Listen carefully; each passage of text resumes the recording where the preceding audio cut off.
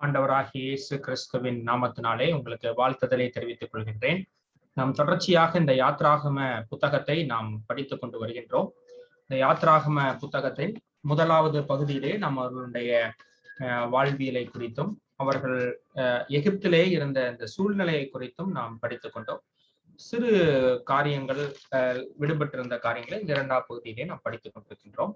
குறிப்பாக அவர்களுடைய moral code, அவர்களுடைய சோசியல் கோட், இதெல்லாம் அங்கே நாம் முதலாவது பகுதியிலே பேச முடியாத ஒரு சூழ்நிலை இருந்தது. அதனால் அதை பற்றி தெளிவாக பேசுவதற்கு இப்பொழுது நாம் பார்த்து கொண்டிருக்கிறோம். இன்றைய தினத்திலே நேற்று நாம் விடுபட்ட அந்த மாரல் கோட்ஸ்ல மீதி இருக்கக்கூடிய பகுதியை இன்றைக்கு நாம் பார்த்துவிட்டு நாளைய தினத்திலே நாம் அந்த டேபர்நாக்கிள் கட்டுவதை நாம் ஏற்கனவே ஓரளவு நாம் அதனுடைய இம்பார்ட்டன்ஸை நம்ம பார்த்திருக்கின்றோம்.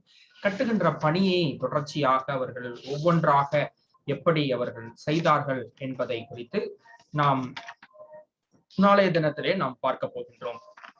நேற்றைய தினத்திலே நாம் 20வது அதிகாரத்திலே இந்த 10 கட்டளைகளை குறித்ததான விஷயங்களை நாம் பார்த்துவிட்டு பிற்பாடு 21வது அதிகாரத்தை நாம் 2 முக்கியமான காரியங்களை பார்த்தோம். 21வது அதிகாரத்தை பொறுத்த வரைக்கும் அங்கே முதலாவது வருகிறது அந்த அடிமைகளாக இருக்கக்கூடிய மக்களுக்கான உரிமைகள் என்ன என்பதை குறித்ததான சங்கதிகள். அதை நாம் நேற்றைய தினத்திலே நாம் பார்த்து கொண்டிருந்தோம். அதற்கு பிற்பதாக அவர்களுக்கு மத்தியிலே இருக்கக்கூடிய விலைக்கு விற்கப்பட்ட பெண்களின் நிலை என்ன என்பதை குறித்து நாம் பார்த்து கொண்டிருந்தோம். அடிமைத்தனம் என்று நமக்கு நினைத்த உடனே நமக்கு வர்றதெல்லாம் அந்த ஆப்பிரிக்கன் அபார்த்தைட் பாலிசி தான் நம்ம மைண்ட்ல வரும். ஆப்பிரிக்கன்ஸை எப்படி வெள்ளை மக்கள் ஒடுக்கினார்கள் என்பதை குறித்து, காக்கேஷியன்ஸ் எப்படி ஒடுக்கினார்கள் என்பதை குறித்து நாம் நம்மளுடைய ஹிஸ்டரி புக்ஸ்ல படித்திருக்கின்ற காரணத்தினால் அதையே நம்ம ரிலேட் பண்ணுவோம். பட் இங்க அடிமைத்தனம் என்றால் அது அப்படி கிடையாதுன்னு நான் உங்களுக்கு ஏற்கனவே சொன்னேன். அடிமையானவன் சுயாதீனமாக முடிவெடுத்து அடிமையாக மாறுகின்றான். ஒன்று, அவன் திருடினதற்காக அடிமையாக மாறுவான், அவனுக்கு கொடுக்கறதற்கு திருப்பி கொடுக்க இயலாத ஒரு சூழ்நிலையிலே, இல்ல ஓவர் பாவர்ட்டினால ஒருவன் நான் அடிமையாக இன்னொருவருக்கு இருக்கின்றேன்னு தானாகவே கொடுக்கணும். ஒரு கன்சென்ட் கொடுத்தா மட்டும்தான் அவர்கள் இருக்க முடியும். அது போல சிறு பெண் குழந்தைகளை அவர்கள் விற்கிற ஒரு பழக்க வழக்கம் இருந்தது. அந்த மாதிரி சூழ்நிலைகள்ல அடிமைகளாக அவர்கள் வைத்துக் கொள்ளப்படுகின்றார்கள். ஏன்னா தந்தைக்கு அதை வளர்க்கக்கூடிய பொருளாதாரம், மறுபடியும் அதற்கான ஒரு சூழல் இல்லாத காரணத்தினால அப்படி இருந்தது. இதை பற்றியெல்லாம் நான் நேரத்தை சொன்னேன். அப்ப கிட்டத்தட்ட they were not actually the slaves, they were servants அப்படின்னு சொல்லி நம்ம நேற்றைய தினத்திலே நாம் பார்த்தோம். அவங்க ஆக்சுவலா பாத்தீங்க அப்படின்னா they are servants தான். ஆனா அந்த காலகட்டத்துல அங்க இருக்கக்கூடிய ஏராளமான சிவிலைசேஷன்ஸ் நீங்க பாத்தீங்கன்னா அந்த சிவிலைசேஷன்ஸ் எல்லாத்துலயும் அடிமைகள் என்பது மிக சாதாரணமானதா இருந்தது. நான் சொல்லணும்னா, நீங்க அசீரிய சிவிலைசேஷன்ல பாத்தீங்கன்னா அவர்கள் ஒரு இடத்திலிருந்து இன்னொரு இடத்திற்கு போய் சண்டையிட்டு அங்க இருக்கக்கூடிய ஆண்களை கை கால்களை எல்லாம் வெட்டி கண்களை எல்லாம் குருடாக்கி விட்டுட்டு வந்துருவாங்க. பெண்களையும் சிறு குழந்தைகளையும் அடிமைகளாக கொண்டுருவாங்க. அதுதான் நம்ம 1 நாளாகமத்தின் புத்தகத்துல தொடக்கத்துல 5வது அதிகாரத்திலேயே நம்ம பார்க்க முடிகின்றது. நாகமான் என்கின்ற ஒரு படைத்தலைவன், அந்த நாகமான் என்கின்ற படைத்தலைவனுக்கு வீட்டுல ஒரு சின்ன ஒரு இஸ்ரேலிய பெண் குழந்தை இருக்கிறாள். அப்ப இந்த மாதிரி கல்ச்சர்ஸ் அந்த காலகட்டத்துல இருந்திருக்கு. ஆனால் இஸ்ரவேலிலே அப்படி யாரையும் அடிமையா வைக்க கூடாதுன்னு சொல்றாரு. அதுக்கு ஆண்டவர் சொல்றது, நீங்கள் எகிப்திலே அடிமைகளாக இருந்தீங்களே, நீங்க இன்னொருத்தரை அடிமைப்படுத்தலாமா அப்படின்னு சொல்லி ஆண்டவர் அவர்களுக்கு அப்படி கேட்கிறார். அது அந்த முதல் பகுதியில நம்ம முதல் 2வது வசனத்துல இருந்து 4வது வசனம் வரைக்கும் நம்ம அந்த அடிமைகளை பற்றி தான் நம்ம பார்க்கின்றோம். இஸ்ரவேலிலே அடிமை என்பது இல்லை. அதுக்கு ஆண்டவர் என்ன சொல்றாரு, நீங்க அப்படியே இருந்தா 6 வருஷம் தான் வச்சிருக்க முடியும். 7வது வருஷத்துல நீங்க எவ்வளவு பெரிய கடன் வாங்கியிருந்தாலும் 6 வருஷத்துல தீர்த்துரு. 7வது வருஷம் அவன் விடுதலை ஆகணும். ஒருவேளை அவன் விருப்பப்பட்டால் இன்னொரு டென்யூர் இருக்கலாம். அடுத்த வசனத்துல வரும்பொழுது சொல்றாரு, ஒருவேளை அவன் காலமெல்லாம் நான் அடிமையாக இருக்கிறேன் அப்படின்னு சொன்னா அதை ஜட்ஜஸ் முன்னாடிதான் கொண்டு போய் அதை தீர விசாரித்து அவன் சுயாதீனமாக எடுக்கும் பொழுதுதான் அந்த முடிவை அவர்கள் ஏற்று அவன் காதுல ஒரு குத்தி அதை அவனை அடிமையா பிராண்ட் பண்ணுவாங்க. அப்புறம் அவன் வாழ்க்கை முழுவதும் அவருக்கு அடிமைப்பட்டிருப்பான். இது ஆக்சுவலா நடக்காத ஒன்று. நடக்கிறதுக்கு நிறைய வாய்ப்புகள் இல்லை. ஏன் அப்படின்னா, சுயாதீனமாக ஒருவன் தன்னை அடிமையாக விட்டு கொடுப்பது என்பது மிக எளிதான காரியம் அல்ல. அதுக்கு அந்த அளவிற்கு ஒரு முட்டாள்தனமாக செய்வது என்பது எல்லாராலும் செய்ய மாட்டாங்க. அதாவது இங்க எப்படின்னா, எல்லா கல்ச்சர்லயும் அடிமை என்பவன் வற்புறுத்ததினால், வன்கொடுமையினால் அங்கே அடிமையாக்கப்பட்டிருப்பார்கள். இஸ்ரவேல்ல மட்டும் அவர்கள் சுயாதீனமாக அடிமையாக தெரிந்தெடுக்கப்பட்டிருப்பார்கள். இது கிட்டத்தட்ட பாத்தீங்கன்னா it's not a slavery, it is a servanthood. அந்த மாதிரி ஒரு கான்செப்டை நம்ம பார்க்க முடியும். அடுத்து இன்னொன்னு நம்ம பார்க்கும் பொழுது அடுத்ததே சொல்லுது 4வது வசனத்திலிருந்து ஒரு பெண்ணை அவனுக்கு விவாகம் செய்து கொடுக்கலாம். எல்லாத்தையுமே கொடுக்கணும், சாப்பாடு கொடுக்கணும், ஒரு பெண்ணை விவாகம் செய்து கொடுக்கணும், அவனுக்கு பிள்ளைங்க பிறந்தா அதையும் யார் தான் பார்க்கணும்? அந்த எஜமானன் தான் பார்க்கணும். எல்லாத்தையுமே எல்லா விதத்திலையும் அவனுக்கு உரிமைகளை தடுக்க கூடாது. அதாவது அவனுக்கு சாப்பாட்டுல இருந்து அவனுடைய ஆசா பாசங்கள் எல்லாமே நிறைவேற்றப்பட வேண்டும். அவனுடைய திருமணம் என்பது அதையும் அந்த எஜமானர் செய்து வைக்க வேண்டும்.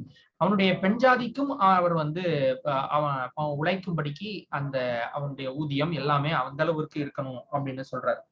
ஆண்டவர் கூட நம்மள என்ன பண்றாருன்னா, நம்மள ஒரு சர்வன்ட் இல்லைன்னா ஒரு ஸ்லேவாகவோ கூட ஆண்டவர் பார்க்கல. It is more like a friendship. நமக்கும் ஆண்டவருக்கும் இடையில இருக்கக்கூடிய ஒரு உறவு என்பது அது இட்ஸ் லைக் அ ஃப்ரெண்ட்ஷிப் அப்படின்னு நான் ஏற்கனவே சொன்னேன். It so happens between us and God as friends. நம்ம அப்படி ஃப்ரெண்ட்ஸா இருக்கிறோம், அதான் வேதாகமம் சொல்லுது. ஆனால் ஒரு சில அப்போஸ்தலர்கள் தங்களை ஆண்டவர்களுடைய ஒரு பாண்ட் சர்வெண்டா கூட தெரிந்தெடுத்து அவர்கள் பேசி இருக்கின்றார்கள். அது அவரவருடைய சுயாதீனம், நம்மளே சுயாதீனமாக நம்ம முடிவெடுக்கக்கூடிய ஒரு விஷயமாக இங்க காணப்படுகின்றது. 7லிருந்து 11 வசனங்கள் நமக்கு சொல்வது, ஒரு பெண்ணை வித்து விட்டால் அந்த பெண்ணுக்கு என்னெல்லாம் பண்ணணும் அப்படின்னா, நீங்க பார்க்கலாம். ஒருவேளை இங்க என்ன ஆண்டவர் ஸ்லேவ் ட்ரேட அப்படி ஒழிச்சிருக்கலாமே அப்படிங்கிற ஒரு எண்ணம் வரலாம். ஆனால் நான் மறுபடி சொல்றது, it is not comparable with African slave trade. African slave trade தான் நமக்கு ஸ்லேவ்ஸ்னாலே மைண்ட்ல வருது. 21st செஞ்சுரியில உட்கார்ந்துட்டு நம்ம இன்றைக்கு நம்ம கற்றிருக்கக்கூடிய இந்த காலகட்டத்துல ஒரு 50-60 இயர்ஸ்க்கு முன்னாடி உள்ள ஒரு விஷயத்த அப்படியே இந்த செஞ்சுரியில நடந்ததுல நம்ம ஈக்குவேட் பண்ணி பார்க்க முடியாது. அதை நீங்க மனசுல வச்சுக்கணும். அந்த ஸ்லேவரிக்கும் இந்த ஸ்லேவரிக்கும் வித்தியாசம் இருக்கு. நான் நேத்து சொன்னதை இன்னொரு விஷயத்த மறுபடியும் உங்களுக்கு நான் ஞாபகப்படுத்த விரும்புகிறேன். இவர்கள்ல வந்தவங்க எல்லாரும் அடிமை கிடையாது. 6 லட்சம் பேர் அடிமையா வரல, அதை நீங்க புரிஞ்சுக்கணும். இதுல ஒரு சிலர்கிட்ட பணம் இருந்தது, வசதி இருந்தது, ஒரு சிலர் வேறு நல்ல விதத்திலையும் அங்கே எகிப்துல இருந்திருப்பாங்க. ஆனால் அவர்களுக்கெல்லாம் அங்கிருந்து இவர்களோடு கூட சேர்ந்து வர வேண்டிய சூழ்நிலை இருக்கிறது. என்னன்னா பார்வோன் எகிப்தியர் எல்லாரையும் அப்ப கூட்டு போங்க அப்படிங்கிற மாதிரி தான் கடைசியில தள்ளி விடுறாரு. மோசையும் அதுதான் விருப்பப்படுறாரு. ஆண்டவரும் மொத்தமா தன்னுடைய ஜனங்களை கொண்டு வரணும் விருப்பப்படுகிறார். ஆனால் பெருவாரியானவர்கள் அடிமையாக இருந்தவர்கள். அப்ப நம்ம அதை புரிஞ்சுக்கணும். அந்த மாதிரி ஒரு சூழ்நிலை அங்கே காணப்படுகின்றது. இங்க அடுத்தது நீங்க பார்க்கும் பொழுது ஃபெமினிஸ்ட் எல்லாம் எப்படி நினைக்கலாம் அப்படின்னா, பெண்களுக்கு இது என்ன ஒரு உரிமை இல்லாத ஒன்றாக இருக்கிறது, பிள்ளைங்களை விற்கலாம் அப்படின்னு சொல்றாங்களே அப்படின்னா, அந்த காலகட்டத்தை நீங்க புரிஞ்சுக்கணும். அந்த காலகட்டத்துல பெண்களுக்கு வேற எந்த கல்ச்சர்லயும் உரிமை கிடையாது. பெண்களை ஒரு பிள்ளை பெற்று தரக்கூடிய ஒரு மிஷினாக பார்த்தார்கள். அது மாத்திரம் கிடையாது, they are equal to slaves. நான் நேற்று கூட சொன்னேன், யூதர்களும் அவர்கள் ஜெபம் செய்யும் பொழுது, இரவு வேளையில அவர்கள் தூங்க போகும் பொழுது, நான் இன்றைய நாளை தந்ததுக்காக நன்றி, நான் ஒரு ஸ்லேவாக பிறக்காமல் இருந்ததுக்காக நன்றி, நான் ஒரு பெண்ணாய் பிறக்காமல் இருந்ததுக்கு நன்றி என்று அவர்கள் ஜெபம் செய்வது வழக்கம். அப்போ இந்த மாதிரி இவர்களும் பெண்களை நீங்க பாத்தீங்கன்னா ரொம்ப இம்பார்ட்டன்ஸ் கொடுத்து பைபிள்ல அநேக பெண்களுடைய பெயர்களை நீங்க பார்க்க முடியாது பழைய ஏற்பாட்டுல. அப்போ இது ஒரு பெண்கள் இல்லாமல் ஆண்கள் ரொம்ப டாமினேட் பண்ணப்பட்ட ஒரு சொசைட்டி இந்த சொசைட்டில. ஆனா ஆண்களுக்கு இணையான ஒரு மதிப்பை அங்க பெண்களுக்கு ஆண்டவர் கொடுத்திருக்கிறார். அது ஏன் அப்படி இருக்குது அப்படின்னா, இந்த பெண்கள் ஆக்சுவலா ஒரு வீக்கர் செக்ஸ் அந்த குரூப்ல. இப்ப இவங்க ஒரு நொமாடிக் ட்ரேடா இப்பொழுது அவர்கள் எகிப்திலிருந்து வெளியே சென்று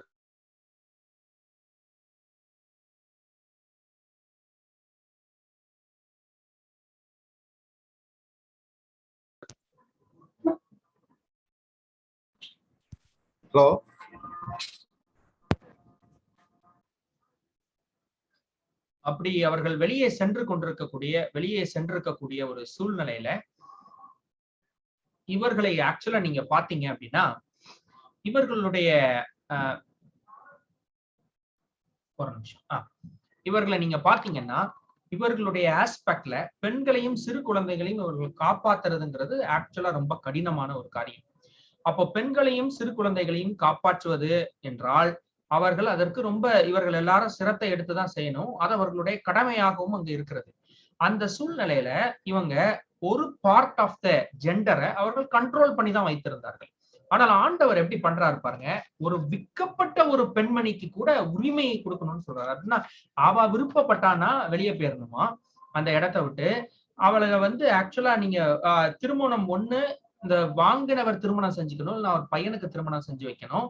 அப்படி இல்லைன்னா அவ விருப்பப்படுற யாரையும் திருமணம் செய்வதற்கு அவள் அங்கிருந்து வெளியே சென்று விடலாம். அங்க இருக்கும் பொழுது நீங்க தமிழ்ல வேதாகமத்துல நமக்கு பார்க்கும் பொழுது அங்க அழகா எப்படி போட்டிருக்குன்னா 10வது வசனம், அன்ன வஸ்திர உவாக கடமைகள் அப்படின்னு போட்டிருக்கு. வெறும் வார்த்தை மாதிரி நமக்கு தெரியுது. ஹீப்ரு பைபிள்ல எப்படி இருக்குதுன்னா அந்த வார்த்தை ப்ரொவைட் மீட் அப்படின்னு இருக்கு. சும்மாலாம் கிடையாது, கறி சாப்பாடு கொடுக்கணும். அதாவது the best food, you have to fed her with best food, best cloth and best place until she moves out of your home. அப்போ இந்த மாதிரி ஆண்டவர் அவர் உரிமைகளை அங்க வைத்திருந்ததை நமக்கு பார்க்க முடிகின்றது.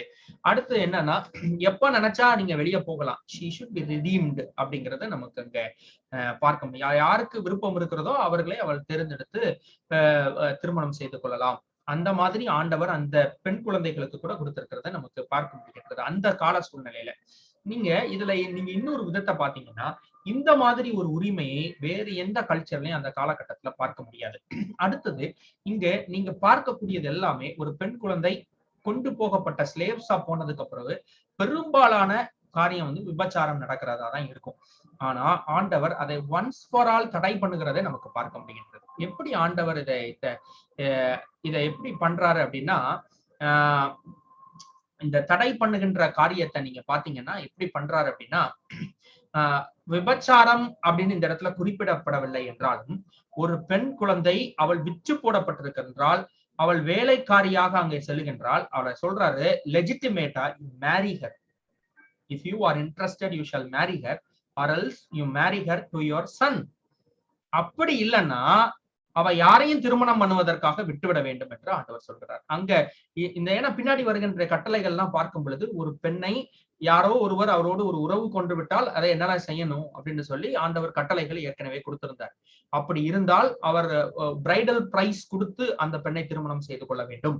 அப்படி இல்லைன்னா அவருடைய தகப்பனார் முடிவெடுக்கணும், இவரை திருமணம் செய்யலாமா வேண்டாமான்னு சொல்லி. ஒருவேளை இவர் ரெடியா இருந்தாலும் தகப்பனார் வேண்டாம் என்று சொன்னால் அந்த இடத்துல ஒரு பிரைடல் பிரைஸ் கொடுத்துட்டு ஒதுங்கிக்கிடலாம். அப்படின்லாம் நிறைய சூழ்நிலைகள் அங்க இருந்துச்சு. அப்போ இந்த பெண் மேல கை வைக்காதபடிக்கு இந்த பெண்ணுடைய செக்யூரிட்டியை ஆண்டவர் என்ஷூர் பண்றதை நமக்கு பார்க்க முடிகின்றது. யாரும் அந்த ரைட்ஸை பிரீச் பண்ணி இந்த பெண்ணுடைய ஒரு இயலாத தன்மையை யூஸ் பண்ணி ஒரு செக்ஷுவல் மிஸ்கான்டக்டுக்கு வராதபடிக்கு ஆண்டவர் அங்க ஒரு லா வச்சிருக்கிறத நமக்கு பார்க்க முடிகின்றது. அடுத்தது நீங்க பார்க்க போகிறது 12வது வசனத்திலிருந்து 14வது வசனத்தின் வரைக்கும் நம்ம பார்க்கிறது இட்ஸ் அபவுட் வயலன்ஸ். வயலன்ஸ்ல நமக்கு ஆக்சுவலா என்ன இருக்குது அப்படின்னு நீங்க பாத்தீங்கன்னா, சண்டைங்கிறது மிக சாதாரணமான வரக்கூடிய ஒன்று. இந்த சண்டையில நம்ம பெரிய விஷயங்கள் நம்ம பார்க்கிறோம் அப்படின்னா, ஆண்டவர் ஏற்கனவே 10 கட்டளைகள்ல சொன்னாரு, கொலை செய்யாதிருப்பாய. நான் சொன்னேன் it is murder, it's not killing அப்படின்னு சொன்னேன். நம்ம இன்றைக்கு அதே மாதிரி இன்னும் ஒரு சில விஷயங்களை இன்னைக்கு நம்ம பார்க்க போகின்றோம். இப்போ இதுல முக்கியமானதுன்னா, இவங்க எல்லாம் ஒரு நொமாடிக் ட்ரேட்ஸ். இவர்கள் அதிகம் அந்த இடத்துல அடிமைகளாக வைக்கப்பட்டிருக்கிறவங்க. கிட்டத்தட்ட தக் லைஃப் தான் இவங்களுடைய வாழ்க்கை. அப்போ ஒரு பார்பேரியன் சிச்சுவேஷன்ல இருக்கக்கூடிய இந்த மக்களுக்கு அடிபுடி சண்டை ரொம்ப சாதாரணமானதாக இருக்கும். அப்போ இவங்களுக்குள்ள ஒருத்தருக்கு ஒருத்தர் பிடிக்கலன்னா அடிச்சுட்டு சண்டை போட்டு செத்துக்கிறதுங்கிறது மிக சாதாரணமானது. இப்போ நீங்க இது இப்போ இல்ல, ஜெனசிஸ்ல நம்ம பாக்குறோம். ஜெனசிஸ்ல நீங்க 6வது அதிகாரம் வரும் பொழுதே காயின் ஆபேல் கதைகள் நமக்கு வந்துருது. அப்போ தன் சொந்த சகோதரனை ஃபர்ஸ்ட் ஜெனரேஷன்ல கொலை பண்றதை நம்ம பாக்குறோம். அப்போ அந்த கொலைங்கிறது எல்லா கல்ச்சர்லயும் சாதாரணமா, தே கில் மெனி பீப்புள். எல்லா சிவிலைசேஷன்லயும் அடிபுடி சண்டை. அதெல்லாம் அதாவது அதை சயின்டிபிக்கா நீங்க பார்க்கும் பொழுது அது ஒரு type of survival of the fittest மாதிரி. அதாவது பலமுள்ளது வளர்ந்து வந்திருக்கிறது, பலம் இல்லாதது செத்து போயிருதுன்னு. இப்ப நீங்க பார்க்கலாம், நிறைய மீன் இருக்குது, ஒரு சில மீன் அதெல்லாம் அழிஞ்சு போயிரும், அதெல்லாம் வேற ஒரு மிருகம் சாப்பிட்டுரும். இப்போ 4 குட்டிகள் ஒரு மிருகம் பெத்து போடுது, அதுல ஒரு குட்டி மட்டும் வளரும், 3 குட்டி சாப்பிட்டுரும். இப்ப இதெல்லாம் என்ன அப்படின்னு பாத்தீங்கன்னா, ஒன்று வளரும், இன்னொன்னு அது ஒரு natural mode of ecological stability. ஒரு ஆர்கனிசம் இன்னொரு ஆர்கனிசம் கண்ட்ரோல் பண்ணும். அப்ப இந்த மாதிரி ஒரு சிச்சுவேஷனை நீங்க பாத்தீங்கன்னா எல்லா சிவிலைசேஷன்ல இருக்கு. ஆனா God is placing a check point for this. You cannot kill other people. ஒருத்தரை நீங்க என்ன பண்ண முடியாது, கில் பண்ண முடியாது. இது எப்படின்னா, the very intention of the mind is involved in this. எப்படி ஆண்டவர் சொல்றாரு, நீ ஒருவனை கொலை செய்தேனும் அப்படின்னு நினைக்கிறதே தப்பு. அதுதான் 10வது கட்டளை. ஆனா நீங்க இங்க என்ன சொல்ல வராரு, கொன்று விட்டால் என்ன பண்ணணும், உன்னையும் கொல்லணும் அப்படின்னு சொல்றாரு. ஏன்னா this seems to be a very hard law. ஆனா வேற வழியே கிடையாது. இப்படி பண்ணினால் மாத்திரம் தான் இந்த மாதிரி ஒரு சிச்சுவேஷனை கண்ட்ரோல் பண்ண முடியும். ஈவன் நீங்க பார்க்கும் பொழுது நமக்கு புதிய ஏற்பாட்டுல ரோமர் எழுதின புத்தகம் 13ஆம் அதிகாரம் 3வது வசனம் 4வது வசனம்லாம் நீங்க பார்க்கும் பொழுது இந்த பட்டயத்தை எடுக்கிறத பத்தி நமக்கு சொல்லுது. இன்னும் ஒரு சில வசனங்கள் நமக்கு சொல்லுது, பட்டயத்தை எடுத்தவன் பட்டயத்தாலே அழிவான் அப்படின்னு சொல்லி நமக்கு புதிய ஏற்பாடு நமக்கு சொல்லுகிறது. அப்போ இந்த பட்டயத்தை எடுத்து இல்லைன்னா ஒருத்தரை கொல்ற அளவிற்கு துணிகரமாக கொலை செய்கின்ற அளவிற்கு ஒருவரை கொடுமைப்படுத்துகின்ற ஒருவன் அந்த மாதிரி ஒரு தீர்வையே பெற்றுக்கொள்ள வேண்டும் என்பதுல வேதாகமும் ஒரு தீர்க்கமாக இருக்கிறத பார்க்க முடியாது. அதுல எப்படின்னு பாத்தீங்கன்னா, ஒருவேளை தவறுதலாக கொண்டிருந்தால் என்ன பண்றது அப்படின்னா, அதற்குதான் ஆண்டவர் சொல்றாரு, பின்னாடி அடைக்கல பட்டணங்களை உண்டு பண்ணுவேன்னுங்கிறாரு. எங்க இருக்கு? யோசுவா 20ஆம் அதிகாரம் நம்ம படிக்கும் போது தெரியும். இல்லைன்னா என்னாகும் 35ஆவது அதிகாரம் படிச்சீங்கன்னா நமக்கு தெரியும். அடைக்கல பட்டணங்களை அது எதுக்குன்னா, ஒருத்தன் நான் செய்து கொண்டிருக்கிறேன், இது ஏதோ தெரியாம மேலப்பட்டு இன்னொருத்தன் செத்து போயிட்டான்னா அதை நேரா ஜட்ஜஸ்ட கொண்டு போகணும். ஜட்ஜஸ் தான் நியாயம் தீர்ப்பார்கள். அவங்கள் என்ன சொல்றாங்களோ அது சாட்சிகள் நிமித்தமாக நியாயம் தீர்ப்பார்கள். அப்படி இல்லைன்னா பின்னாடி வருது, ஒருவேளை சாட்சியே உனக்கு கிடைக்கலன்னா ஆண்டவர் பேலையில ஆணையிட வேண்டும், நான் செய்யலைன்னு சொல்லி. அப்படி ஆணையிடுகின்றவன் பொய் ஆணையிட்டால் அறுப்புண்டு போவான். அப்ப அது ஆண்டவர் பிரத்யட்சமாக நேராக அவர்களோடு இடைப்பட்ட காலகட்டம். அப்ப யாரும் அதை செய்ய மாட்டாங்க. அப்போ either this way or other way இந்த கர்ஸ் உள்ள வந்துருங்கிறதுக்காக அதுல ஏன் அப்படி பண்ணாங்க? ஏன் கொலையாளியை ஏன் கொலை செய்ய வேண்டும்? ஒரு பிக் குரூப் ஆஃப் பாப்புலேஷன், ஒரு பெரிய கவர்மெண்ட் இல்ல, கவர்னன்ஸ் இல்ல, இவர்களை மன்னித்து இவர்கள் விட்டு கொண்டே இருந்தால் அந்த காலகட்டத்துல கண்ட்ரோல் பண்ண முடியாது. ஒரு ஆர்கனைஸ்டு சொசைட்டியாக இன்னும் இஸ்ரவேல் வெளியே வரல. அப்ப ஆர்கனைஸ்டு சொசைட்டியாக அவர்கள் வர்ற வரைக்கும் இந்த லா, இந்த கமாண்ட்மெண்ட் அவர்களுக்கு ஒரு மிகப்பெரிய குற்றம் செய்யாததற்கு ஒரு வழியாக அவர்களுக்கு இருந்ததை நமக்கு பார்க்க முடிகின்றது. ஆனா ஆண்டவர் என்ன சொல்றாரு? எல்லா கல்ச்சர்லயும் இருந்ததை காட்டிலும் இங்க ஒரு வித்தியாசமான ஒன்றாக இங்க ஒரு இடத்துல கொடுக்கப்பட்டிருக்கின்றது. அது எப்படி பார்க்கிறோம் பாருங்க. அவன் ஒருவேளை ஒருத்தன் தப்பு செய்து விட்டு அந்த தப்பு செய்தவன் நேரா போய் அந்த பலிபீடத்தினுடைய கொம்ப அப்படியே அவன் பிடிச்சுக்கிட்டு நின்னாலும் அவனை நீங்க கூட்டிட்டு அவனை நீங்க கொன்று போடுங்க அப்படின்னு சொல்லி ஆண்டவர் சொல்றாரு.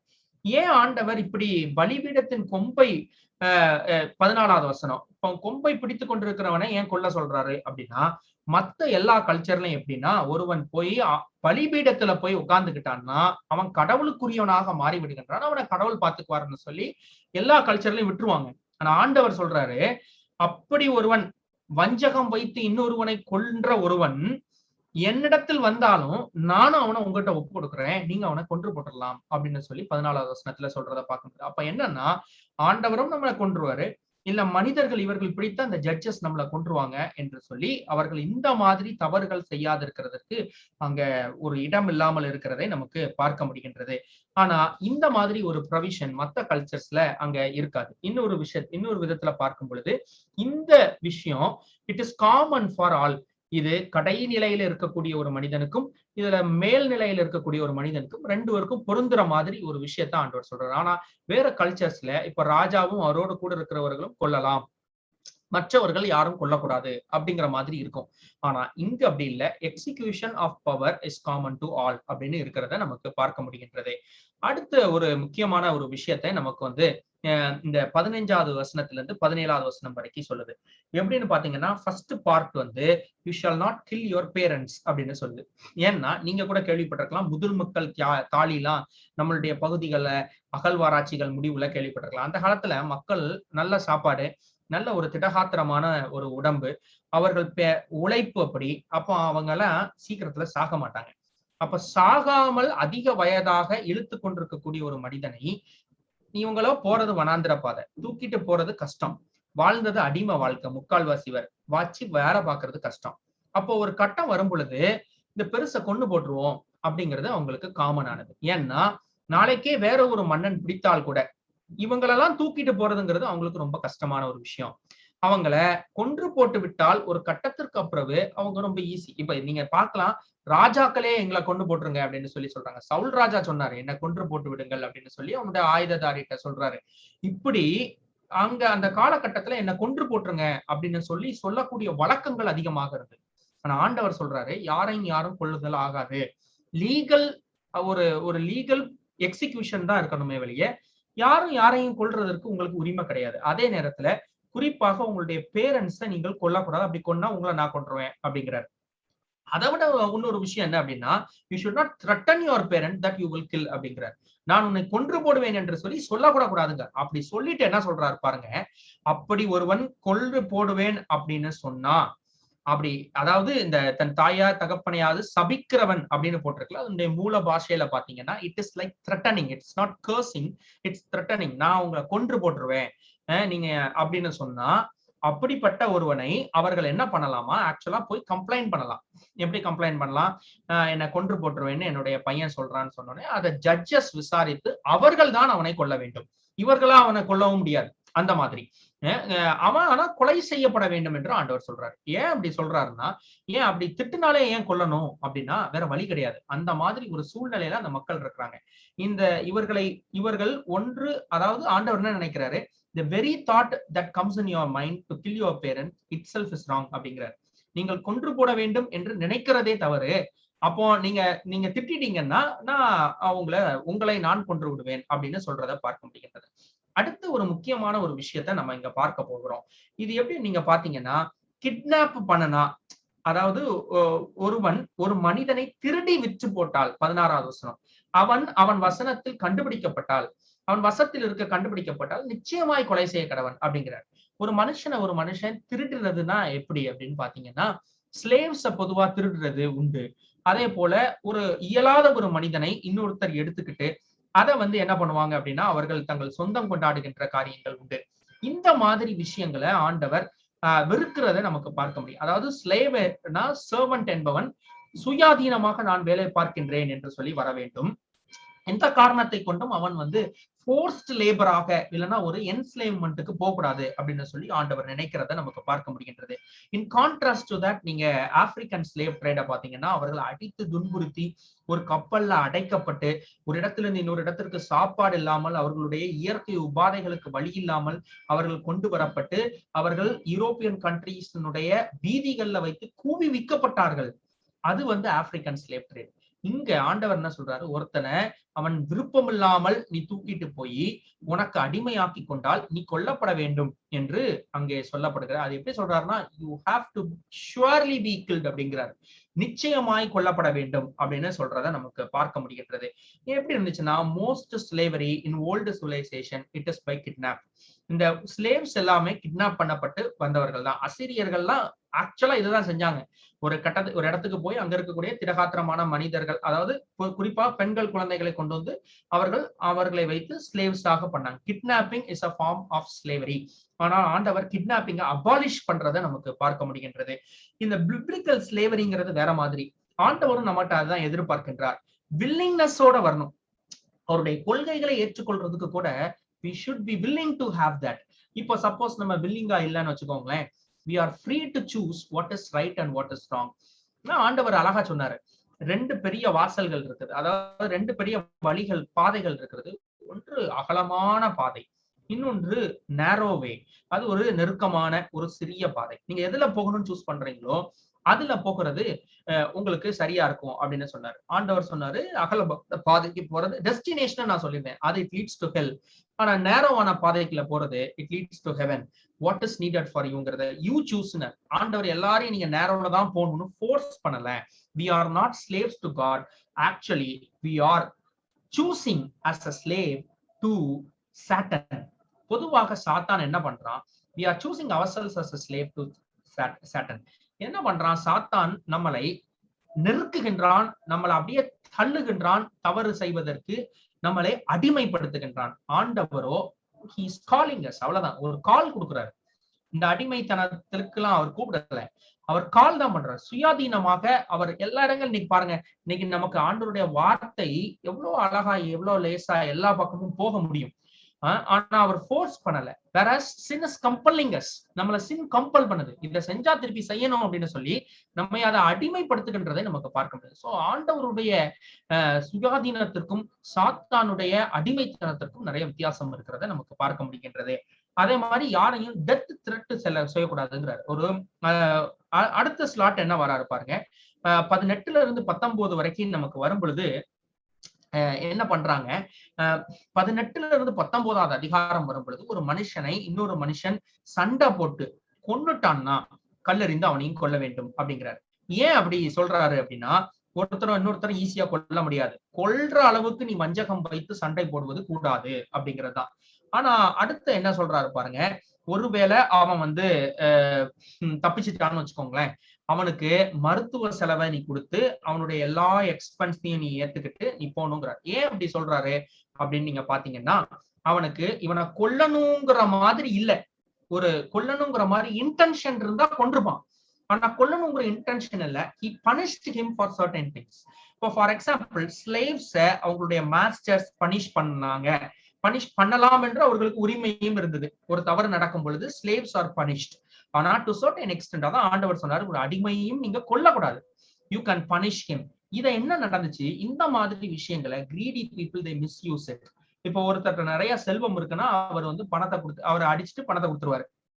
அந்த மாதிரி சூழ்நிலைகள் பிற்காலத்துல உருவாக்குறதற்கு இது வாய்ப்பாக அமைந்தது. ஆனால் இது ஏன் இப்படி வைக்கப்பட்டிருக்கிறது என்றால், ஆக்சுவலா நீங்க பாத்தீங்கன்னா இந்த எல்லா கோடுமே they are favoring the meager people of the society. எல்லாமே தாழ்நிலையில் இருக்கக்கூடிய மனிதர்களுக்கு ஃபேவர் பண்ணி அவர்களை தூக்கி விடுற மாதிரி இந்த கோடு எல்லாமே இருக்கிறத நமக்கு பார்க்க முடியும். அடுத்து 20ல இருந்து 21 வரைக்கும் அதுதான் சொல்றாரு. ஒரு சர்வெண்ட்டை நீ அடிச்சு அதனால அவன் வந்து சாகக்கூடாது. அப்படி ஒரு சர்வெண்ட்டை சாகலாம், அதாவது செத்து போனாம்னா நீயும் செத்துறணுங்க. ஆக்சுவலா மத்த கல்ச்சர்ல எல்லாம் எப்படி இருந்துச்சு, சுத்தி இருக்கக்கூடிய எகிப்துல எப்படி இருந்துச்சு, சுத்தி இருக்கக்கூடிய கானானியர்கள், அப்புறம் வந்து இஸ்மவேலர்கள், அப்புறம் சுத்தி இருக்கக்கூடிய மோவாபியர்கள், இவங்க கல்ச்சர்லாம் எப்படி இருந்துச்சு, நீங்க ஸ்லேவ்ஸ கொல்லலாம் அப்படிங்குது. அப்போ ஆண்டவர் சொல்றாரு, you cannot kill even a slave, you shall not do that அப்படிங்கிறார். நீ உன்னுடைய அடிமையை கூட நீ வந்து கொல்லக்கூடாது அப்படின்னாரு.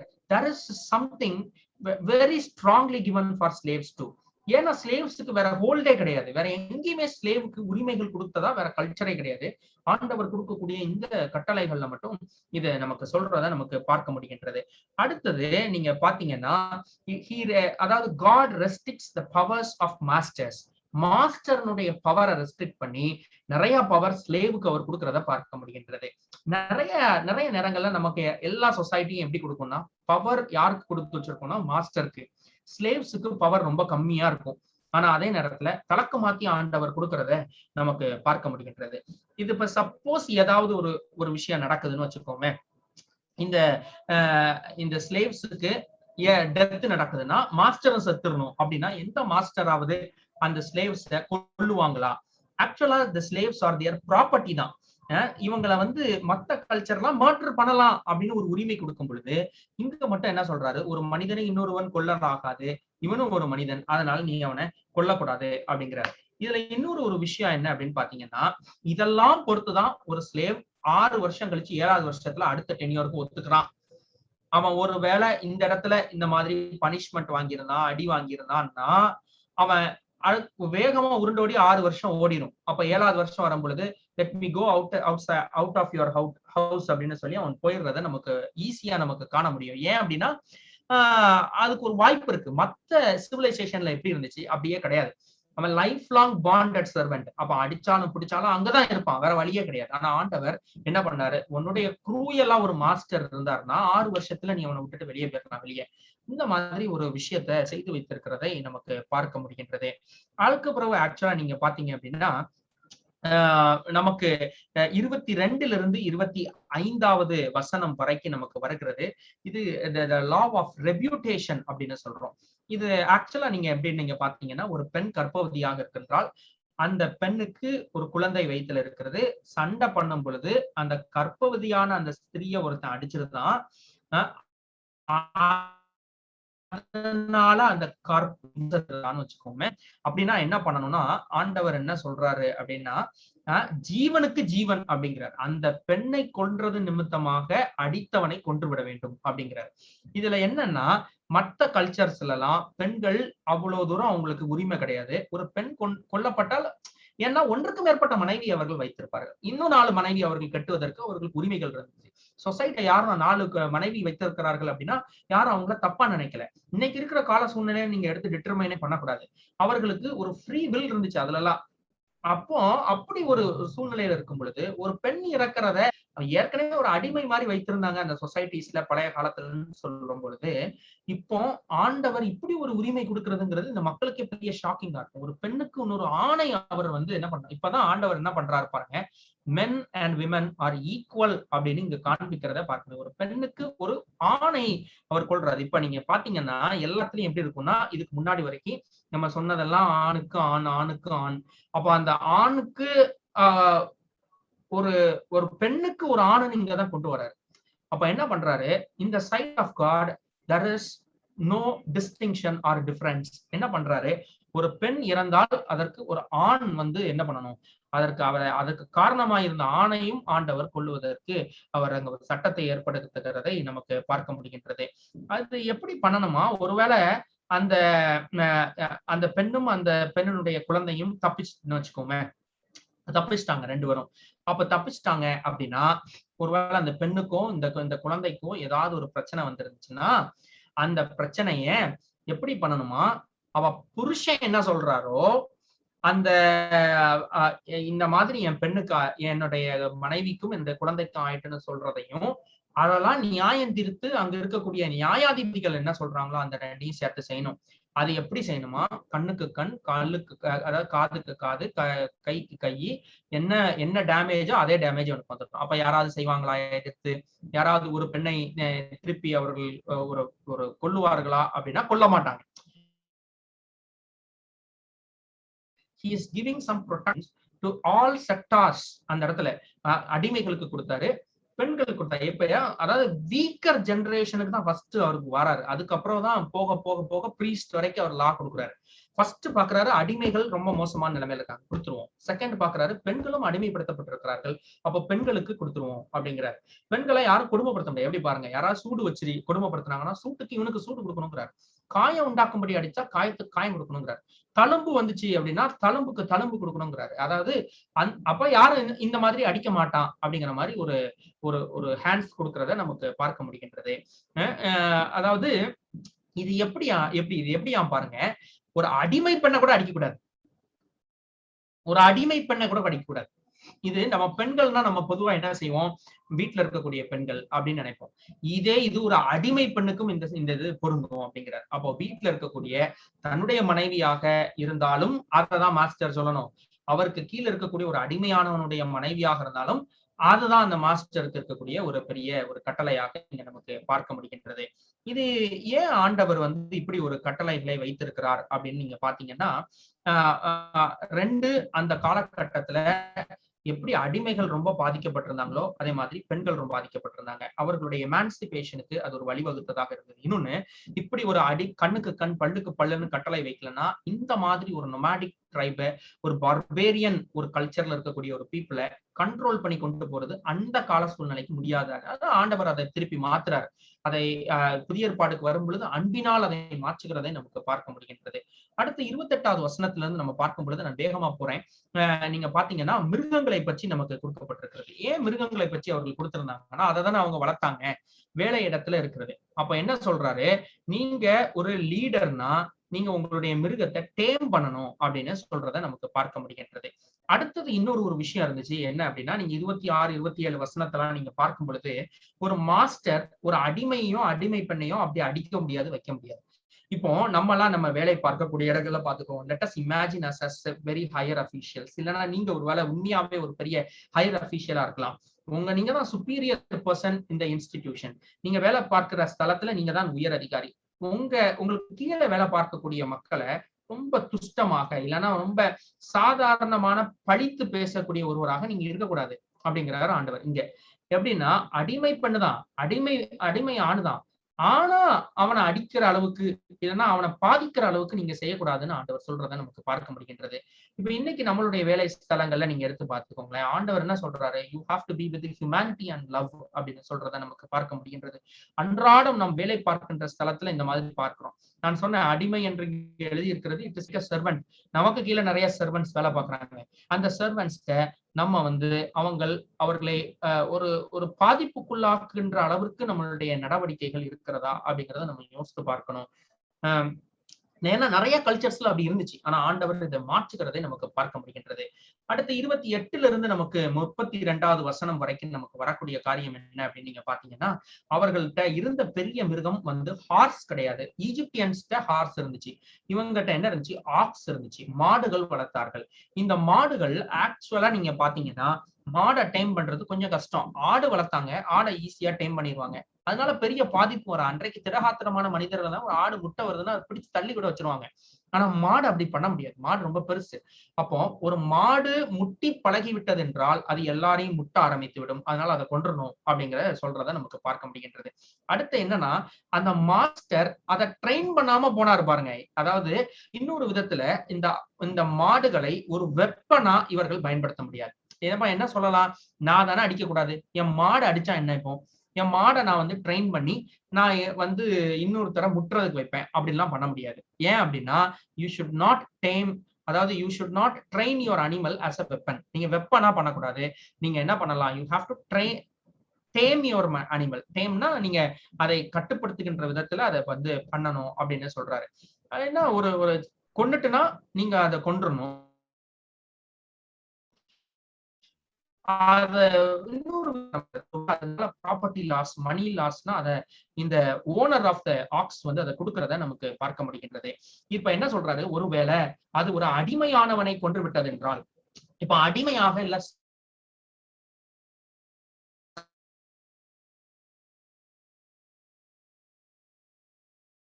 கொடுக்கணும். அவன் எவ்வளவு கேட்கிறானோ அந்த பணத்தை கொடுக்கணும். ஆர்எல்ஸ் இன் சம் கேசஸ் அவங்க வேற ஒரு அடிமையை அவர்கள் கொடுக்க வேண்டிய ஒரு கட்டாயத்துல அவர்கள் இருப்பார்கள். அடுத்து நீங்க பார்க்கும் பொழுது 33வது வசனத்திலிருந்து 36வது வசனம் வரைக்கும் நம்ம பார்த்தோம் அப்படின்னா, அவர்கள் இந்த நெக்லிஜென்ஸ பத்தி நமக்கு பேசுகின்றதை நமக்கு பார்க்க முடிகின்றது. இதுல நீங்க எப்படி நீங்க பாத்தீங்கன்னா, ஒரு ஒரு ஒரு 2 மாடு சண்டை போடுதுன்னு வச்சுக்கோமே. அந்த 2 மாடுல ஒண்ணு இறந்து போயிட்டான். அதாவது என்ன சொல்ல வராரு? நீ மாடை சண்டை போடுற அளவுக்கு வெளியே விடாத அப்படிங்கிறார். ஒன்று இறந்து போய் விட்டது என்றால், ஒண்ணு உயிரோடு இருக்குல்ல, அதை வித்து இந்த 2 பேருக்கு பாதி பாதியா பிரிச்சு கொடுத்துடணும். ஏன்னா எந்த மாடு தப்பு பண்ணிச்சுங்கிறதெல்லாம் நம்ம பார்த்துக்கிட்டு இருக்க முடியாது. அதுக்கான எவிடன்ஸை கேதர் பண்ண முடியாது. அப்ப என்ன சொல்றாரு? You be fair as a judge அப்படின்னு ஆண்டவர் சொல்றாரு. என்ன சொல்றாரு? அந்த வசனத்துல அழகா சொல்றாரு, நீங்க you find out what is the caste, for that you confirm the caste, then be fair as a ஜட்ஜ்னு சொல்லி நியாயாதிபதிகளுக்கு அவர் சொல்றதை நமக்கு பார்க்க முடிகின்றது. எல்லா நேரமும் கிருவியலா இருக்க வேண்டாம். மாடு செய்கின்ற தப்புக்கு மனிதனை பாதிக்கின்ற அளவுக்கு நம்ம கொண்டு போக வேண்டாம். இதுல ஃபேர் ஜட்ஜ்மெண்ட் என்ன? 2 மாடு சண்டை போட்டிருக்கு. மாட்டுக்கு சண்டை போட்டதுக்காக அந்த மாட்டுக்கு வந்து அந்த ஒரு வெறிய மனிதன் அதை பேர் பண்ண முடியாது. அப்ப என்ன சொல்ல வராரு? 2 மாட்டுல ஒண்ணு உயிரோடு இருக்குல்ல, அதை வித்துருங்க. வித்து இந்த 2 பேருக்கு பிரிச்சு கொடுத்துருங்க பணத்தை அப்படின்னு சொல்றதை பார்க்க முடிகின்றது. 22வது வசன அதிகாரம் நமக்கு வரும் பொழுது இது ஜட்ஜஸுக்கான ஒரு லா கொடுக்கறத நமக்கு பார்க்க முடிகின்றது. ஃபர்ஸ்ட் ஆஸ்பெக்ட்ல 1-4 வசனங்கள் என்ன பண்றாரு? திருடி விற்கக்கூடிய ஒரு கலாச்சாரத்தை நமக்கு முதல்ல இருந்தே நமக்கு இருக்குது உலகத்துல. ஒரு பொருள் இன்னொருத்தர் இருந்தா இன்னொருத்தருக்கு திருடி விற்கக்கூடிய ஒன்று இருக்கிறது. அப்ப என்ன சொல்றாரு? இந்த இப்படி ஒரு சம்பவம் நடந்தால், ஒரு மாட்டை இல்லைன்னா ஒரு ஆட்டை திருடி ஒருத்தர் கொண்டு போய் அந்த மாட்டை வித்தாச்சுன்னா, இப்ப நீங்க என்ன பண்ணணுமா? 5 மாடு, 4 ஆடு, ஒரு ஆட்டுக்கு பதிலா 4 ஆடு, ஒரு மாட்டுக்கு பதிலா 5 மாடு நீங்கள் கொடுக்கணும். இது எப்படின்னா, திருடி விற்கிறவன் மறுபடி இதை செய்யவே மாட்டான் ஒருவேளை கண்டுபிடிச்சாச்சுன்னு. ஏன்னா 5 மடங்கு கொடுக்கணும். 5 ஆடுக்கு எங்க போவான்? ஒரு ஆடே இல்லாததுனால திருடுகிறான். இப்ப இன்னைக்கு மாதிரி கிரீடி பீப்புள் கிடையாது. இன்னைக்கு வந்து திருடுகிறவன் மிகப்பெரிய பணக்காரனாக மேல உட்கார்ந்து இருக்கிறான். என்ன அப்படி ஒரு சூழ்நிலையை பாக்குறோம். அன்னைக்கு கிரீடி பீப்புள் இருந்திருப்பாங்க, ஆனா பெரிய பாப்புலேஷன் கிடையாது. அன்னைக்கு எப்படி இருந்தாங்க? அன்னைக்கு தேவைக்காக திருடக்கூடியவர்கள். ஆனா ஆண்டவர் என்ன சொன்ன? இந்த சொசைட்டி, இந்த கல்ச்சர்ல you have to work, you should not steal அப்படிங்கறத அங்க கொண்டு வந்ததை பார்க்க முடிகிறது. அந்த 5 மாடு இல்ல அந்த 4 மாடுங்கிறது அவனால கொடுக்க முடியாத ஒன்றாக இருக்கும். இன்னொன்னு, திருடுறதற்கு உட்கார்ந்து இருக்கும் பொழுது அவன் கண்டுபிடிக்கப்பட்டு அவன் கொல்லப்பட்டால் அந்த இரத்தப்பழி சுமராதுனார். இது எப்படி நீங்க பாத்தீங்கன்னா, அப்ப திருடுறதுக்கு போறவன் ரொம்ப பயப்படுவான். யாராவது கண்டுபிடிச்சு நம்மளை அடிச்சு கொன்னாங்கன்னா அவங்களுக்கு கேஸ் கிடையாது. இது இது வந்து ஒரு திருடனுக்கு பெரிய ஒரு ஷாக்கிங்காக இருக்கக்கூடிய ஒன்று. ஏன்னா அவன் திருட வரும் பொழுது கொல்லப்பட்டால் இது எங்கேயுமே ஒண்ணும் செய்ய முடியாத அப்படின்னு சொல்றாரு. அதுலதான் அடுத்த அவர் வைக்கக்கூடிய ஒரு விஷயத்த நமக்கு பார்க்க முடிகின்றது. இது எப்படி நீங்க பாத்தீங்கன்னா, காலை நேரத்துல அவன் திருட வந்தானால் ரொம்ப கஷ்டம். யாருமே கால நேரத்துல திருட வர மாட்டாங்க இல்லையா? அப்ப கால நேரத்துல திருட வந்தான் என்று சொல்லி ஒருவரை நீங்க அடித்து கொள்ள முடியாது. இரவு நேரத்துல நீங்க சொல்லலாம். ஏன்னா இரவு நேரத்துல ரொம்ப இருட்டா இருக்கும். இரவு நேரத்தில் உன் வீட்டுக்குள்ள வேறு ஒருவன் உள்ளே வந்து விழுந்து திருட வரும் பொழுது நீ அவனை கொன்றால் அது ஓகே. ஏன்னா night you can frame your house. Night நீங்க எந்த பாதுகாப்பு அவசியத்தையும் செய்து வைக்கலாம். காலையில அதே மாதிரி ஒரு பாதுகாப்பு அவசியத்தை செஞ்சு வச்சுட்டு ஒருத்தனை கொன்னுட்டு நீங்க இந்த இரத்த பழியை சுமத்த முடியாது. அப்படி காலையில ஒருத்தனை கொன்னா நீங்க என்ன சொல்ல வராரு? காலையிலனா you react in some other way, easy way. 4 வரை கூப்பிடலாம், இல்ல அவனை பிடித்து கெட்டி வைக்கலாம், அவனை ஜட்ஜஸ்ட ஒப்படைக்கலாம். அந்த மாதிரி காரியங்களை இவங்க செய்யணும். அப்ப என்ன சொல்ல வராரு? நீங்களே அதுவும் இந்த கொல்லலாம்ங்கிறத வரும் பொழுது அதுக்கு பின்னாடி ஒரு கமாண்ட் இருக்கும். அத இவர்களா டேக் இட் ஃபார் கிராண்டடா எடுத்துக்க முடியாது. நான் அப்ப கொண்டு போட்டுட்டு இவன் வந்து எங்க வீட்டுக்கு திருட வந்தான் அப்படின்னு சொல்லிட முடியாது. ஏன்னா இவன் தான் செத்துட்டானே, அவன் நான் இல்லைன்னு சொல்ல முடியாது, சாட்சிகள் இல்லாம வைக்க முடியாது. காலையில இதை செஞ்சனா ஒப்பேறாது, இரவு வேளையில செஞ்சனா தான் அது நீ பாதுகாப்புக்காக செய்தேன் என்று கருதப்பட்டால் அதை வந்து இருக்கலாம் அப்படிங்கிறாரு. அடுத்து என்ன சொல்றாரு? அவன் திருடின மாடாவது கழுதையாவது ஆடாவது உயிருடனே அவன் கையில் கண்டுபிடிக்கப்பட்டால் இரட்டிப்பாய் அவன் கொடுக்க வேண்டும்ங்கிறார். எதாவது ஒருத்தன் திருடிட்டான் அப்படிங்கிறத, அதாவது முதல்ல அப்போ 1வது வசனத்துக்கும் 4வது வசனத்துக்கும் கான்ட்ராடிக்ட் ஆகுறதே அப்படின்னு நீங்க பார்த்தா, 1வது வசனம் என்ன சொல்றது? வித்துட்டான்னா 5 மடங்கு. நீ திருடினது மாத்திரமல்ல, ஒரு தப்பு திருடினது, 2வது தப்பு அதை கூட்டிட்டு போனது, 3வது தப்பு அதை வித்தது. நீங்க என்ன பண்ணிட்டீங்க? துணிகரமாக அந்த மாடை ஓ மாடுன்னு சொல்லி பொய் சொல்லி வேற ஒரு ஆள்கிட்ட வித்துருக்கீங்க. எத்தனை தப்பு வருது பாருங்க. ஆனா 4வது வசனம் என்ன சொல்றது? விற்காம தான் வீட்டுல வச்சிருக்கும் போது கண்டுபிடிக்கப்பட்டால் 2 கொடுக்கணும், இரட்டிப்பாக கொடுக்க வேண்டும் அப்படின்னு சொல்றத நமக்கு பார்க்க முடிகின்றது. இங்க என்ன சொல்ல வராரு? men are responsible for their animals. நீங்க உங்களுடைய ப்ராப்பர்ட்டி எல்லாத்திற்கும் நீங்க தான் ஆக்சுவலா காரணமாக இருக்கிறீங்க. யூ ஷுட் நாட் பி கேர்லெஸ்ங்கிறத நமக்கு இங்க சொல்லி இருக்கிறத நமக்கு பார்க்க முடிகின்றது. என்ன சொல்ல வராரு? அடுத்த ஒரு கேஸ் நமக்கு அடுத்த வசனங்களை நம்ம பார்க்கும் பொழுது 5-8 அதை ரொம்ப ஸ்ட்ரெஸ் பண்றத பார்க்க முடிகின்றது. ஒரு ஆடோ மாடோ இன்னொருத்தருடைய நிலத்துல போய் மேய முடியாது. அது என்ன சொல்ல வராரு? a shepherd should control the animal, அதாவது a farmer should guard the field. இது ரொம்ப முக்கியமான ஒண்ணு. மனிதனை தான் அவர் குறை சொல்வதை நமக்கு பார்க்க முடியும். இது ரொம்ப சாதாரணமா அந்த கிளைம்ல அந்த காலகட்டத்துல, ஏன்னா எல்லாருமே அக்ரிகல்ச்சர் எங்கெல்லாம் வளர்ந்துச்சோ அங்கதான் நமக்கு என்ன இருக்குது? சிவிலைசேஷன் வளர்ந்துருக்கு. அப்போ அக்ரிகல்ச்சர் ஸ்பாட்ல அந்த அக்ரிகல்ச்சர் ஸ்பாட்ல நம்ம பார்க்கும் பொழுது இந்த மாதிரி நிறைய இடங்கள்ல ஒன் ஆஃப்டர் தி அதர் ஒவ்வொன்றையா நமக்கு எடுத்துட்டு அவர்கள் ஒவ்வொருத்தருடைய நிலங்கள்ல இருக்கக்கூடிய பொருட்களை எடுத்துட்டு போறது ஈஸியா இருந்துச்சு. அது ஆடு மாடு மேய்ஞ்சிட்டுன்னு சொல்லிடுவாங்க. இல்ல தன் மாடை ஆடை விட்டு மேய வைக்கிறதும் ரொம்ப ஈஸியா இருந்துச்சு. ஆனா ஆண்டவர் ரெஸ்ட்ரிக்ட் பண்றாரு. எப்படி ரெஸ்ட்ரிக்ட் பண்றாரு? நீங்க அங்க வைத்திருக்கக்கூடிய உங்களுடைய ஆடு மாடுகளை நீங்க தான் கண்ட்ரோல் பண்ணணும். அதை உங்களுடைய நிலத்திற்கும் வராம கண்ட்ரோல் பண்ணணும். அந்த ஆடு மாடு அடுத்தவங்க நிலத்திற்கும் போகாம இருக்கிறத நமக்கு பார்க்க முடிகின்றது.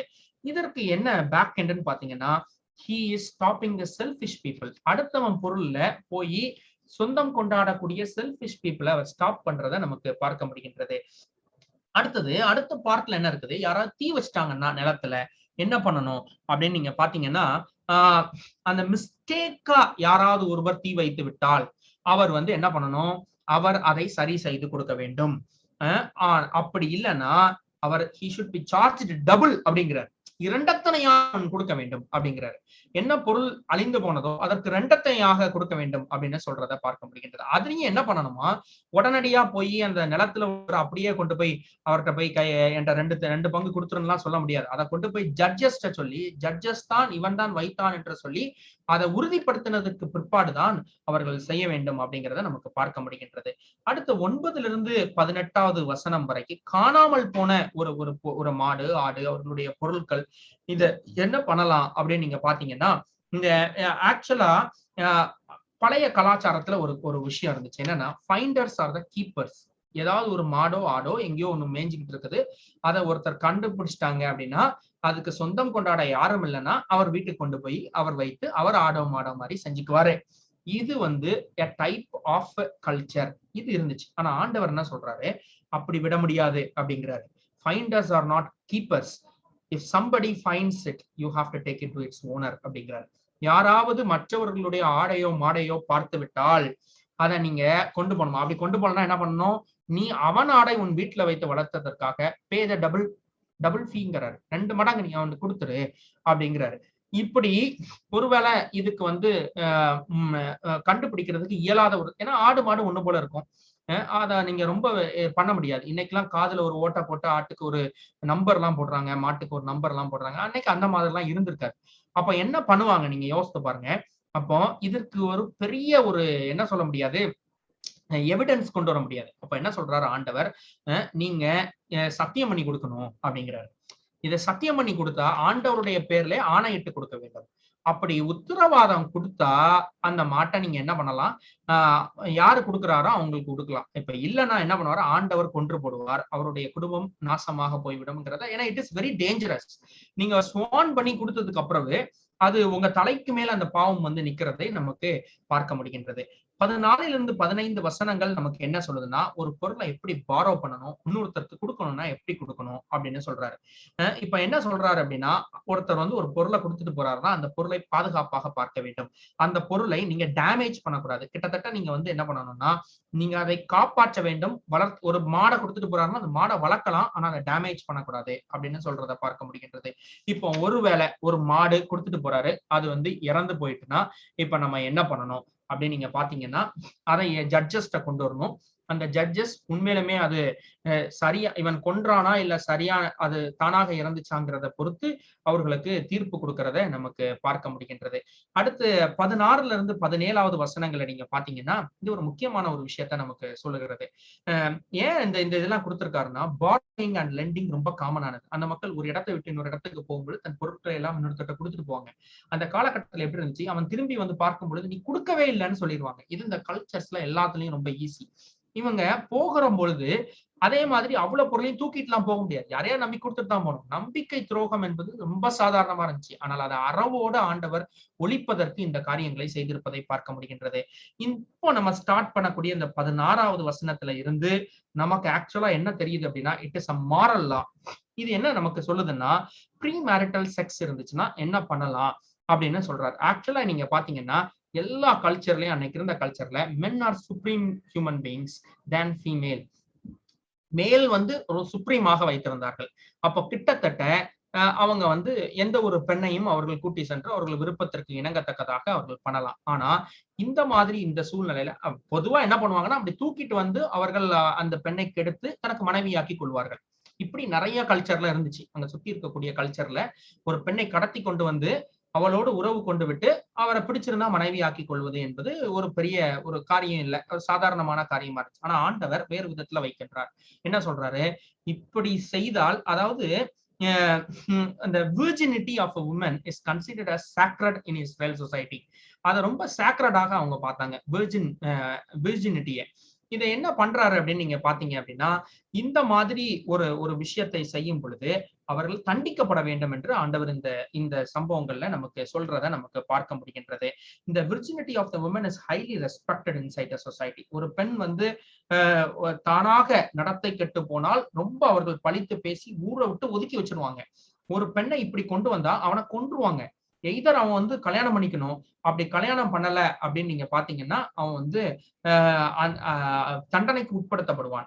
அவனுடைய அந்த பெண்ணுடைய பேரண்ட்ஸ் ஏற்றுக்கொள்ளவில்லைன்னா பிரைடல் பிரைஸா கொடுக்கணும். நம்ம ஏற்கனவே சொன்ன மாதிரி இந்த அப்படியே திருமணம் பண்ணும் பொழுதும் அவன் ஒரு பெரிய தொகையை கொடுத்து திருமணம் பண்ணணும். இதுதான் பெரிய பிரச்சனை. என்ன அப்படின்னு பாத்தீங்கன்னா,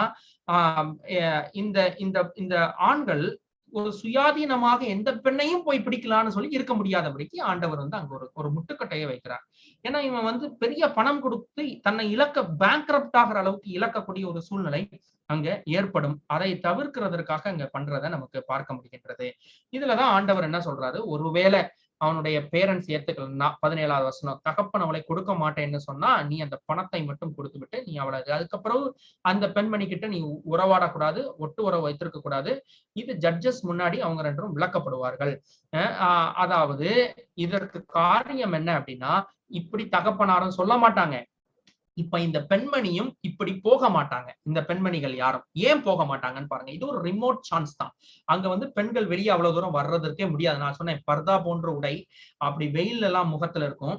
அப்ப இதை தாண்டி ஒரு பெண்ணும் ஒரு ஆணும் பழகி வெளியே வருவதுங்கிறது கஷ்டம். அப்படி வந்தாலும் வரமாட்டாங்க. ஏன் வரமாட்டாங்கன்னா அந்த பெண்மணிக்கு ஒரு முறை பிரைடல் பிரைஸ் கொடுத்தாச்சுன்னா இதை யாரும் திருமணம் செய்ய மாட்டாங்க. ரெண்டாவது இந்த பெண்மணியை. மூன்றாவது she will be branded. கடைசி வரைக்கும் அவளை பார்க்கின்ற எவரும் அவளை வந்து ஒரு நல்ல பெண்மணியாக பார்க்க மாட்டாங்க. அப்போ நார்மலா இந்த பெண்ணும் வெளியே வர மாட்டான். ஆணும் என்ன பண்ணுவான்னா அப்ப நமக்கு ஏன் இந்த வம்பு, நம்ம வேண்டாம், லீகலா மேரேஜ் பண்ணிக்குவோம் அப்படிங்கிற ஒரு சூழ்நிலைக்கு வருவார்கள். இந்த மாதிரி ஆண்டவர் இப்படி ஒரு தண்டனைகளை வைத்து அவர்களை ரெஸ்கியூ பண்றதை பார்க்க முடிகின்றது. அந்த 18 to 20 வரைக்கும் நீங்க பாத்தீங்கன்னா இது வந்து ஒரு 3 விதமான முக்கியமான ஒரு கேபிட்டல் கிரைம்ஸை பத்தி சொல்றதை நமக்கு பார்க்க முடிகின்றது. சூனியக்காரியை உயிரோடே வைக்க வேண்டாம்ங்கிறார். ஏன்னா witchcraft is actually very high in all the other civilizations. நீங்க மோவாபியர்கள்ட்ட witchcraft பயங்கரமா இருந்துச்சு. நீங்க கானானிய தேசத்துக்குள்ள போறீங்க witchcraft இருக்குது. இங்க நீங்க பார்க்கக்கூடிய ஈஜிப்ட்ல பயங்கரமா witchcraft இருந்துச்சு. அப்ப இந்த witchcraft இருக்கக்கூடிய இந்த காரியங்களை நீங்க பாத்தீங்கன்னா அவர்களை வைக்க வேண்டாம். magicians are not allowed inside this அப்படிங்கிறாரு. நீங்க இன்னொரு விதத்துல பாருங்க, இன்றைக்கு ஏராளமானவர்கள் குறி கேட்கின்றார்கள். கிறிஸ்தவர்களே குறி கேட்கக்கூடிய கிறிஸ்தவர்கள் இருக்கிறார்கள். அதுக்கப்புறம் நீங்க பாத்தீங்க அப்படின்னா ஜோசியம் பாக்குறது இன்னைக்காங்க கிறிஸ்தவர்களுக்கு மத்தியில ஜோசியம் போய் பார்த்துட்டு வந்தோம்னு சொல்லக்கூடிய மக்கள் இருக்கிறாங்க. சில வீடுகள்ல பாத்தீங்கன்னா மறைவாக தகட்டு தொங்க போட்டிருக்கிறவங்க இருக்காங்க கிறிஸ்தவ வீட்டுக்குள்ள. இதெல்லாம் பழைய காலத்துல அவங்க இருந்த அந்த பழக்க வழக்கத்தை அப்படியே கொஞ்சம் கொஞ்சம் புடிச்சுக்கிட்டு வந்து உட்கார்ந்து இருக்கக்கூடியவங்க இருக்கிறாங்க. ஆண்டவர் என்ன சொல்ல, சூனியக்காரை உயிரோட வைக்க வேண்டான்ட்டாரு. ஏன்னா once for all let us kill all the magicians. விட்ச்கிராஃப்டே வேண்டாம் உள்ளுக்குள்ள அப்படின்னு சொல்றதை நமக்கு இதெல்லாம் அடிமைத்தனம், இதெல்லாம் ஆண்டவர் விருக்கின்ற பாவம்ங்கிறத நம்ம புரிஞ்சுக்கொள்ளணும். அடுத்து என்ன சொல்ற, மிருகத்தோட புணர்கிறவன் இவனும் கொல்லப்பட வேண்டும்ங்கிறாரு. ஏன் இப்படி ஒரு விஷயம், இப்படி ஒண்ணு நடக்குமா? Animal sex is it possible அப்படின்னு நீங்க பாத்தீங்கன்னா yes, this is a common thing in the ancient civilization. அதுவும் இருந்துச்சு. அது ஒரு வகையான ஓக்ரிக் பிராக்டிஸாக இருந்தது. இது குறிப்பாக அமலேக்கியர்கள்ட்ட ரொம்ப அதிகமா இருந்துச்சுன்னு ஒரு தரவு நமக்கு சொல்லுகிறது. ஒரு ஆர்கியாலஜிக்கல் எவிடன்ஸ்ல நம்ம பார்க்கும் பொழுது அவங்க என்ன சொல்றாங்க, அமலேக்கியர்கள் இந்த மாதிரி மிருகத்தோடு உறவு கொள்ளக்கூடிய காரியங்கள் வைத்திருந்தார்கள்னு. கிட்டத்தட்ட இன்னைக்கு நமக்கு இருக்கக்கூடிய எய்ட்ஸ் என்கின்ற நோயை ஆராய்ச்சியாளர்கள் முதல்ல கண்டுபிடிக்கும் பொழுது என்ன சொல்றாங்க அப்படின்னா, அவர்கள் ஓரின சேர்க்கையாளர்கள்கிட்ட இதை கண்டுபிடித்தாங்க. இதை ஒரு எவிடன்ஸ் என்ன சொல்லுதுன்னா, இது சிம்பான்சிஸ்ட இருந்து மனிதனுக்கு வந்திருக்க கூடும். யாரோ ஒருவர் சிம்பான்சியோட உறவு கொண்டிருந்தால் அது அங்கிருந்து மனிதனுக்கு வந்திருக்கலாம் என்று சொல்கிறார்கள். அப்ப இந்த மாதிரி எல்லாம் சில ட்ரைபல் குரூப்ஸ்ல இருந்த காரியங்கள் இருக்கு. இன்றைக்கும் இப்படிப்பட்ட பழக்க வழக்கங்கள் இன்றைக்கும் மக்கள் மத்தியிலே இருக்கிறது. இன்றைக்கும் பாம்பு நிறைய விட்ச்கிராஃப்ட் மூலமா இருக்கக்கூடிய நிறைய விஷயங்கள் இன்றைக்கும் இருக்கின்றது. அந்த மாதிரி நிறைய கண்ட்ரீஸ்ல ப்ரிவலண்டா இருக்கக்கூடிய காரியங்கள் எல்லாம் இருக்கிறது. அதையெல்லாம் ஆண்டவர் ஒன்றோடு இருக்காதபடிக்கு கொன்றுபட வேண்டும்னாரு. அதனாலதான் நீங்க பாத்தீங்கன்னா அமலேக்கியர்களோடு சவுல் சண்டை போடும் போது முழுசா அழிச்சிடணும் பாரு, இப்பவும் அவர்களை கொல்லுவதை நமக்கு பார்க்க முடிகின்றது. கர்த்தர் ஒருவரை தவிர வேறு எந்த தெய்வத்திற்கும் பலியிடுகிறவர் கொல்லப்பட வேண்டும். ஏன்னா இந்த இஜிப்தியன்ஸ் என்ன பண்ணாங்க, மத்த எல்லாத்திற்கும் பலியிட்டு மத்த எல்லாரையும் என்ன பண்ணாங்க, வணங்கினாங்க. So many God's. அதனால இவர்கள் வந்து வேற யாரையும் வணங்கக்கூடாதுங்கிறதுல ஆண்டவர் வந்து ரொம்ப பர்டிகுலரா இருந்ததை நமக்கு பார்க்க முடிகின்றது. ஆக்சுவலா இந்த பழக்க வழக்கங்கள்லாம் கானானிய தேசத்திற்கு உள்ள போகும்பொழுது அங்கேயும் ப்ரிவலண்டா இருக்கு. இங்க மாத்திரமல்ல, அங்க போன பிறகு அவங்க இதை செய்யக்கூடாது. அதுக்குதான் ஆண்டவர் is very particular about it. இது இன்றைக்கும் நம்ம கடைபிடிக்க வேண்டிய முக்கியமான காரியமாக இருக்கின்றது. இன்றைக்கும் இந்த மாதிரி ஏராளமான பழக்க வழக்கங்கள் இருக்கின்றது. இன்னைக்கு நீங்க பாத்தீங்கன்னா இன்றைக்கு அந்நிய தேவர்களுக்கு இல்லாமல் யாரோ ஒரு மனிதனுக்கு கடவுளோட இம்பார்ட்டன்ஸ் கொடுக்கிறது, பணத்திற்கு மதிப்பு கொடுக்கிறது, இல்லை என்றால் ஏதோ ஒரு விதத்திலே அந்நிய தெய்வத்திற்கு கொடுக்கக்கூடிய மரியாதை நீங்க சேர்ந்து கடவுளுக்கும் கொடுத்து அப்படி நீங்க கடவுளை ஏமாத்துற மாதிரி செய்கின்ற காரியங்கள் இதெல்லாம் கூட இன்றைக்கு நமக்கு பழக்கத்துல இருக்கிறத நமக்கு பார்க்க முடிகின்றது. இதெல்லாம் ஆண்டவர் வெறுக்கிறதாக நமக்கு தெரிகின்றது. அடுத்து என்ன பண்றாரு, 21வது வசனம் பாத்தீங்கன்னா, அவர் அந்நியனை சிறுமைப்படுத்தக்கூடாதுங்கிறார். ஏன்னா நீங்க எகிப்துல எப்படி இருந்தீங்க, அந்நியர்களாக இருந்தீங்க. பொதுவாக எல்லா கல்ச்சர்லயும் எப்படி இருந்துச்சு, அந்நியர்கள் strangers they are considered as slaves. யாரோ ஒரு அந்நியன் கிடைச்சிட்டானா அவனை பிடிச்சு வச்சு என்ன பண்ணிடுவோம், ஸ்லேவ்ஸ் ஆக்கிடுவோம்னு பார்த்தாங்க. ஆனா இந்த ஆண்டவர் என்ன சொல்றாரு, அவனை நீங்க ஒடுக்க கூடாது அப்படின்னு சொல்றாரு. நீங்க எல்லா நேஷன் குரூப்ஸுக்கும் ஒரு ஹியூமானிட்டேரியனாக நீங்கள் இருக்கணும் அப்படிங்கிறாரு. இத இன்னைக்கு காலகட்டத்துல நம்ம எப்படி பார்க்கலாம், there is no casteism. காஸ்டே இன்னைக்கு கிடையாது. இன்றைக்கு நீங்கள் ஃபாலோ பண்ணக்கூடிய காஸ்ட் எல்லாம் வர்ணாசிரம கொள்கையில இன்னைக்கு பேகன் காட்ஸ கும்பிடக்கூடிய மக்கள் இன்றைக்கு உருவாக்கின ஒரு காஸ்ட் சிஸ்டத்தை நீங்க உருவாக்கி இன்னைக்கு கையில பிடிச்சு கொண்டிருக்கிறது. இன்னைக்கு கிறிஸ்தவ சபை இன்றைக்கு காஸ்டுக்குள்ள மூழ்கி கிடக்கின்றது. ஒவ்வொரு ஏரியால இருக்கக்கூடிய மக்கள் அவங்க தன்னுடைய காஸ்ட்ல இருக்கக்கூடிய மக்கள் மேல வரணும்னு சொல்லி அவர்களுக்கு ஆர்டினேஷன் கொடுக்கறதும் அவர்களை முன்னறிவிக்கிறதுமாக இருக்கிறத நீங்க பார்க்கலாம். இப்ப என்ன ஆண்டவர் என்ன சொல்றாரு, ஸ்ட்ரேஞ்சர் ஒடுக்கப்படக்கூடாதுன்னா நீங்க எந்த காஸ்ட்ல உள்ளவர்களையும் நீங்க ஒடுக்கப்பட முடியாது. நீங்க பணம் படைத்தவர்கள் என்றால் போராக இருக்கக்கூடிய மனிதர்களை நீங்க ஒடுக்க முடியாது. Racism is not allowed. கருப்பராக இருக்கிறவர்கள், வெள்ளையாக இருக்கிறவர்கள், இல்லைன்னா ஃபாசிசம் இஸ் நாட் அலோட். நான் தமிழ் பேசுகின்றவன், நான் மலையாளம் பேசுகின்றவன், நான் தெலுங்கு பேசுகின்றவன், நான் கன்னடம் பேசுகின்றவன், நான் ஆங்கிலம் பேசுகின்றவன், நான் ஹிந்தி பேசுகின்றவன் என்று ஒடுக்க முடியாது. நீங்க எல்லாரும் நீங்க எப்படி இருக்கணுமா, நீங்க ஒடுக்காமல் சமமாக உரிமை கொடுக்கக்கூடியவர்களா. இது வேற கல்ச்சர்ல அந்த கட்டத்துல கிடையவே கிடையாது. இன்றைக்கு நம்ம எடுக்கக்கூடிய ஒரு விஷயத்த இன்னைக்கு ரொம்ப முக்கியமான ஒன்றாக இதை பார்க்க முடிகின்றது. ஆனா this law is for individuals, whereas when it comes to the government அந்த law differ ஆகலாம். எப்படின்னு பாத்தீங்கன்னா, ஒரு government, Indian government favors for the Indians and Pakistan government favors for the Pakistanis. இதுல எந்த வித்தியாசமும் இல்லை. as an individual ஒரு பாகிஸ்தான் ஆண்டவருக்கு தேவையானவர், as an individual ஒரு இந்தியன் ஆண்டவருக்கு தேவையானவர். இந்த ரெண்டையும் ஒரு இந்தியன் ஒரு பாகிஸ்தானை பகைவராக பார்க்க கூடாது. ஒரு ஆப்கானிஸ்தான்காரரை பகைவராக பார்க்க கூடாது. ஏன் பார்க்க கூடாதுன்னா, you are an individual, you are reflecting the image of God, you are not a government. Whereas government has different laws and regulations. அந்த கவர்மெண்ட்டுக்கு வரும்பொழுது ஆண்டவர் இந்த மக்களுக்கும் சில rules and regulations கொடுத்தாரு. அவங்க கூட பொண்ணு எடுக்கக்கூடாது, அவங்க கூட பண்ணக்கூடாது, அவன் எல்கை எப்படி இருக்கணும், அவன் எல்கை எப்படி இருக்கணும்லாம் சொன்னாரு. ஆனா it is for the government, but for individuals you should not harm any other in name of caste, creed, culture or any other thing. நீங்க யாரையும் harm பண்ணக்கூடாது as an individual, because you were once upon a time harmed by others. இதான் இன்னைக்கு பாக்குறோம். இன்னைக்கு ஒரு cost இன்னொரு cost குறைத்து பேசுகின்றதே அப்படின்னா, இந்த நீங்க இருக்கக்கூடிய காஸ்ட இன்னொரு காஸ்டுக்கார குறைத்து பேசி கொண்டிருந்தான் ஒரு காலத்துல. அங்க இருந்து அந்த அடிமைத்தனத்துல இருந்து ஆண்டவர் தூக்கி கொண்டு வந்து இன்றைக்கு இந்த இடத்துல உங்களை வைத்திருக்கின்றாருன்னா அதை நினைச்சு பார்க்கணும். அதை நமக்கு ஆண்டவர் இன்னைக்கு சொல்றதை நமக்கு பார்க்க முடிகின்றது. அடுத்து 22வது வசனத்துல இருந்து 24வது வசனம் வரைக்கும் நீங்க பார்க்கும் பொழுது வீக் பீப்புளுக்காக அவர் போராடுகிறதை நமக்கு பார்க்க முடிகின்றது. விதவைகள், திக்கற்ற பிள்ளைகள், இவர்கள் எல்லாம் ஒதுக்க கூடாது அப்படின்னு சொல்றது. பொதுவா விதவைனா அன்னைக்கு அபகரிச்சுக்குவாங்க அந்த பெண்ணை. இளமையான பெண்ணா இருந்தா, முதுமையான பெண்ணா இருந்தா ஒரு ஸ்லேவ் மாதிரி நடத்துவாங்க.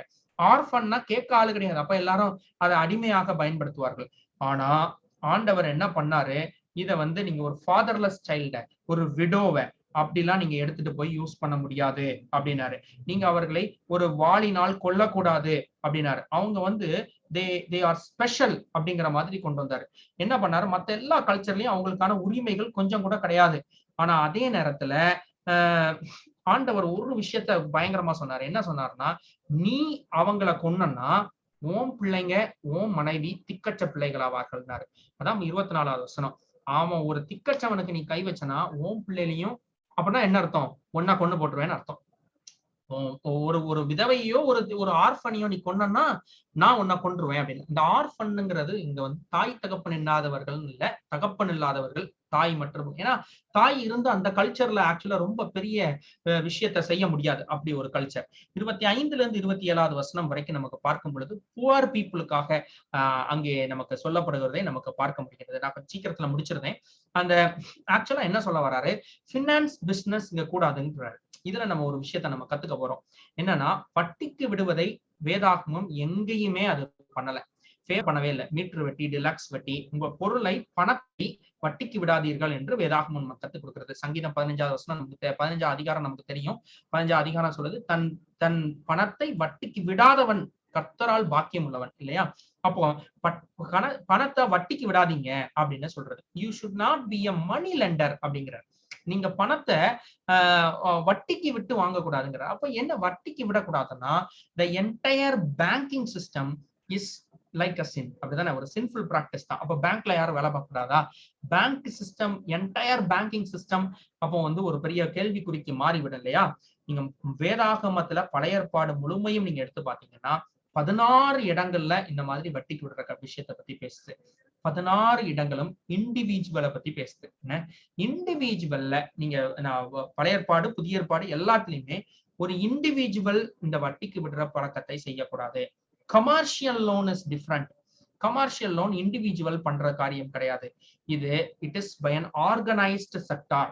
ஒரு கவர்மெண்டோ ஆர்கனைஸ்ட் செக்டாரோ லீகலா ஒரு விஷயத்த செய்யும் பொழுது அதுல நிறைய கட்டுப்பாடுகளுக்குள்ள வந்துருது. அந்த அந்த மாதிரி ஒரு விஷயத்தை பத்தி வேதாகமும் எந்த விதமான விஷயத்தையும் பேசல. It is neutral. So banking செக்டாருக்கு வரும் பொழுது ஒரு ஆர்கனைசேஷன் தலையிட்டு செய்யக்கூடிய விஷயத்த வேதாகமும் நமக்கு சொல்லவே இல்லை. அப்போ இண்டிவிஜுவல் லோன் கொடுக்கக்கூடிய விஷயங்களை வேதாகமம் தடை பண்ணுகிறது. காரணம் என்னன்னா, அது பணத்தை பொறுத்த வரைக்கும் யாருக்கும் ஒரு ஒரு ஒரு ஒரு சர்டைன் பணம் அவ்வளவு போதும் அப்படின்னு சொல்லி மனசு திருப்திப்படாது. இன்றைக்கு 2 பைசா வட்டி வாங்குறவர் நாளைக்கு 5 பைசா கேட்டா தந்துருவாங்க போலுக்க. அப்ப வட்டியை கூட்டினா நல்லா இருக்கும், பணம் தந்துருவாங்க அப்படின்னு சொல்லி பணத்தின் மேல் ஆசையப்பா. அதான் ஆண்டவர் சொன்னார், பண ஆசையே எல்லா தீமைக்கும் வேறா இருக்கிறதுனாரு. எல்லா தீமைக்கும் அது கொண்டு போய் விட்டுரும் அப்படிங்கிறதுனால பணத்தை வச்சு பிசினஸ் பண்றதை ஒன்ஸ் ஃபார் ஆல் இது பண்றதை நமக்கு பார்க்க முடிகிறது. அதே மாதிரி என்ன சொல்றாரு, பேங்கிங் இஸ் டிஃப்ரெண்ட். அதான் சொல்லுவாரு, கமர்ஷியலைசேஷன் அதை ஒரு கவர்மெண்ட் நடத்தக்கூடியது, ஒரு லீகலா அதுக்கு ஒரு பிளட்ஜ் பண்ணி அதுக்கு ஒரு தனியாக ஒரு பாலிசி ஃப்ரேம் பண்ணி நடத்தக்கூடிய ஒரு விஷயம்ங்கிறது இட் இஸ் டிஃபரெண்ட். அது ஒரு ஆர்கனைஸ். இப்போ ஒரு பிரைவேட்டும் பேங்க் கொண்டு வரணும்னா அந்த பேங்க்குக்கு நிறைய ஆர்கனைசேஷன் புரோட்டோகால் இருக்குது. அந்த ரூல்ஸ் அண்ட் ரெகுலேஷன்ஸ் எல்லாம் பண்ணி அதுக்கான இன்சூரன்ஸ் தான் இவ்வளவு பண்ணதுக்கு அப்புறம் தான் அவங்க கொண்டு வர முடியும். ஒரு பேங்க் ஆரம்பிக்கிறது அவ்வளவு சாதாரணமான விஷயம் இல்லையே. அப்ப it is under government surveillance. அந்த மாதிரி ஒரு சூழ்நிலை இருக்குது. ஆனால் கந்து வட்டி என்பதை முழுமையாக பண்ணுது. யாராவது ஒரு பினான்ஸ் பிசினஸ் செய்யறாங்கன்னா, உங்களுக்கு தெரிஞ்சவங்க, ஒருவேளை நீங்களே அப்படி இருந்தீங்கன்னா தயவு செய்து விட்டுருங்க. வேதாகமம் எங்கேயுமே இண்டிவிஜுவல் பினான்ஸ் பிசினஸ் செய்யறதை ஏற்றுக்கொள்ளவே இல்லை. பணத்தை வைத்து பணம் பார்க்க வேண்டாம் என்பதுதான் வேதாகமத்தினுடைய கான்செப்ட். பணத்தை வைத்து வேற ஒரு உழைங்க, வேற ஒரு விஷயத்த செய்யுங்க. இது வேதாகமம் சொல்லுது. காஸ்டிசம் நம்ம போன தடவை பார்த்தா அந்த இதுல ஸ்ட்ரேஞ்சர்ஸா யாரையும் ட்ரீட் பண்ணாதீங்கன்னு சொல்லுது. ஆல் ஆர் ஈக்குவல் அப்படின்னு சொல்றதை நமக்கு பார்க்க முடிகின்றது. இன்னும் நீங்க பார்க்கும் பொழுது பிளட்ஜ் பண்ணா என்ன பண்றது? இப்போ ஒருத்தர் வந்து பணத்திற்காக ஒரு தன்னுடைய உடைமையோ ஏதோ ஒன்றை கொடுத்துட்டு போனாருன்னா அவனே பணம் இல்லாம தான் வரான். ஏன்? அவன்கிட்ட நிறைய உடைமை இருந்துச்சுன்னா, நிறைய பணம் இருக்கக்கூடிய ஒருத்தன் அதை கொடுத்தா நைட்டுக்குள்ள திருப்பி கொடுத்துருங்கிறார். பொழுது போகும் முன்னே நீ திருப்பி கொடுத்துருங்கிறார். ஏன்னா பிளட்ஜிங் வேண்டாங்கிறாரு. அவனுடைய உடைமைகளை நீ பிடிச்சு வச்சு அவனை அள வச்சு அவனுக்கு பணம் கொடுத்து அதிக வட்டி வாங்கி பண்ணா ஆண்டவர் உன்னை அள வைப்பார் அப்படிங்கிற ஒரு விஷயத்த ஆண்டவர் சொல்றதை நமக்கு பார்க்க முடிகின்றது. இது ஆக்சுவலா நீங்க இவர் என்ன பண்றாரு அப்படின்னு நீங்க பாத்தீங்கன்னா, இந்த மாதிரி தவறான பிராக்டிஸ் எல்லாத்தையும் இந்த மக்கள் மத்தியில இருந்து ஒழிக்கிறத பார்க்க முடிகிறது. 28வது வசனத்துல இருந்து 31வது வசனம் வரைக்கும் ஆக்சுவலா நம்ம பார்க்கக்கூடியது என்ன அப்படின்னு நீங்க பாத்தீங்கன்னா, ஒரு கான்சென்ட்ரேட்டட் சொசைட்டி என்னெல்லாம் பண்ணணும் அப்படின்னு நமக்கு சொல்றதை நமக்கு பார்க்க முடிகின்றது. இதுல பொதுவாக சொல்லக்கூடியது, நியாயாதிபதிகளை தூஷியாமலும் உன் ஜனத்தின் அதிபதியை சபியாமலும் இருப்பாயாகன்னு சொல்றாரு இல்லையா. அந்த நியாயாதிபதிகள்ங்கிறதுக்கு கிரீக்ல இதுல ஹீப்ரூல எழுதும் பொழுது ஏலோஹிம் அப்படின்னு எழுதுறாரு. அதாவது தேவனை சபியாமல் அப்படின்னு எழுதுறாரு. பொதுவாக இதை ஆராய்ச்சியாளர்கள் சொல்லும் பொழுது தேவனை அவர்கள் சபிக்க மாட்டார்கள், அந்த ஜட்ஜஸ் சபிப்பாங்க. ஆனா இன்டர்ன் அந்த ஜட்ஜஸ் சபிக்கிறது கூட தேவன் தான் அந்த நியாயத்தை செய்கிறார், அவரை சபிக்கிறதுக்கு சமானம் அப்படிங்கிறார். பொதுவாக நீங்க பார்க்கும் பொழுது நீங்க வந்து அப்போஸ்தலருக்கு எழுதின நடபடிகள்ல 23வது அதிகாரம் 5வது வசனத்தை நம்ம பார்க்கும் பொழுது பவுல் வந்து வெள்ளையடிக்கப்பட்ட கல்லறையே அப்படின்னு சொல்லி பிரதான ஆசாரியனை சபிச்சுட்டு, இது பிரதான ஆசாரியனை நீ சபித்தாயேன்னு சொல்லும் பொழுது அவர் ஆக்சுவலா நான் பாவம் செய்தேன், நான் தவறு செய்தேன், பிரதான ஆசிரியர்னு எனக்கு தெரியாது, என்னை மன்னிங்கள்னு சொல்லி அவன் கீழே விழுறதை நம்ம பார்க்க முடிகின்றது. அப்போ இந்த மாதிரி ஆண்டவர் செய்யறத தவிர்க்க சொல்றத நமக்கு பார்க்க முடிகின்றது. உன்னுடைய அதிகாரி சொல்லக்கூடிய அந்த விஷயத்த நீ கேட்கணும் அப்படின்னு சொல்லி சொல்ற. அது தே ஆர் காட்லி பீப்புள், அதனால அப்படி சொல்றாரு. நிறைய விதங்கள்ல நம்ம பார்க்க வேண்டும். அதை பத்தி நம்ம இப்ப டிஸ்கஸ் பண்றதுக்கு நமக்கு டைம் இல்லை.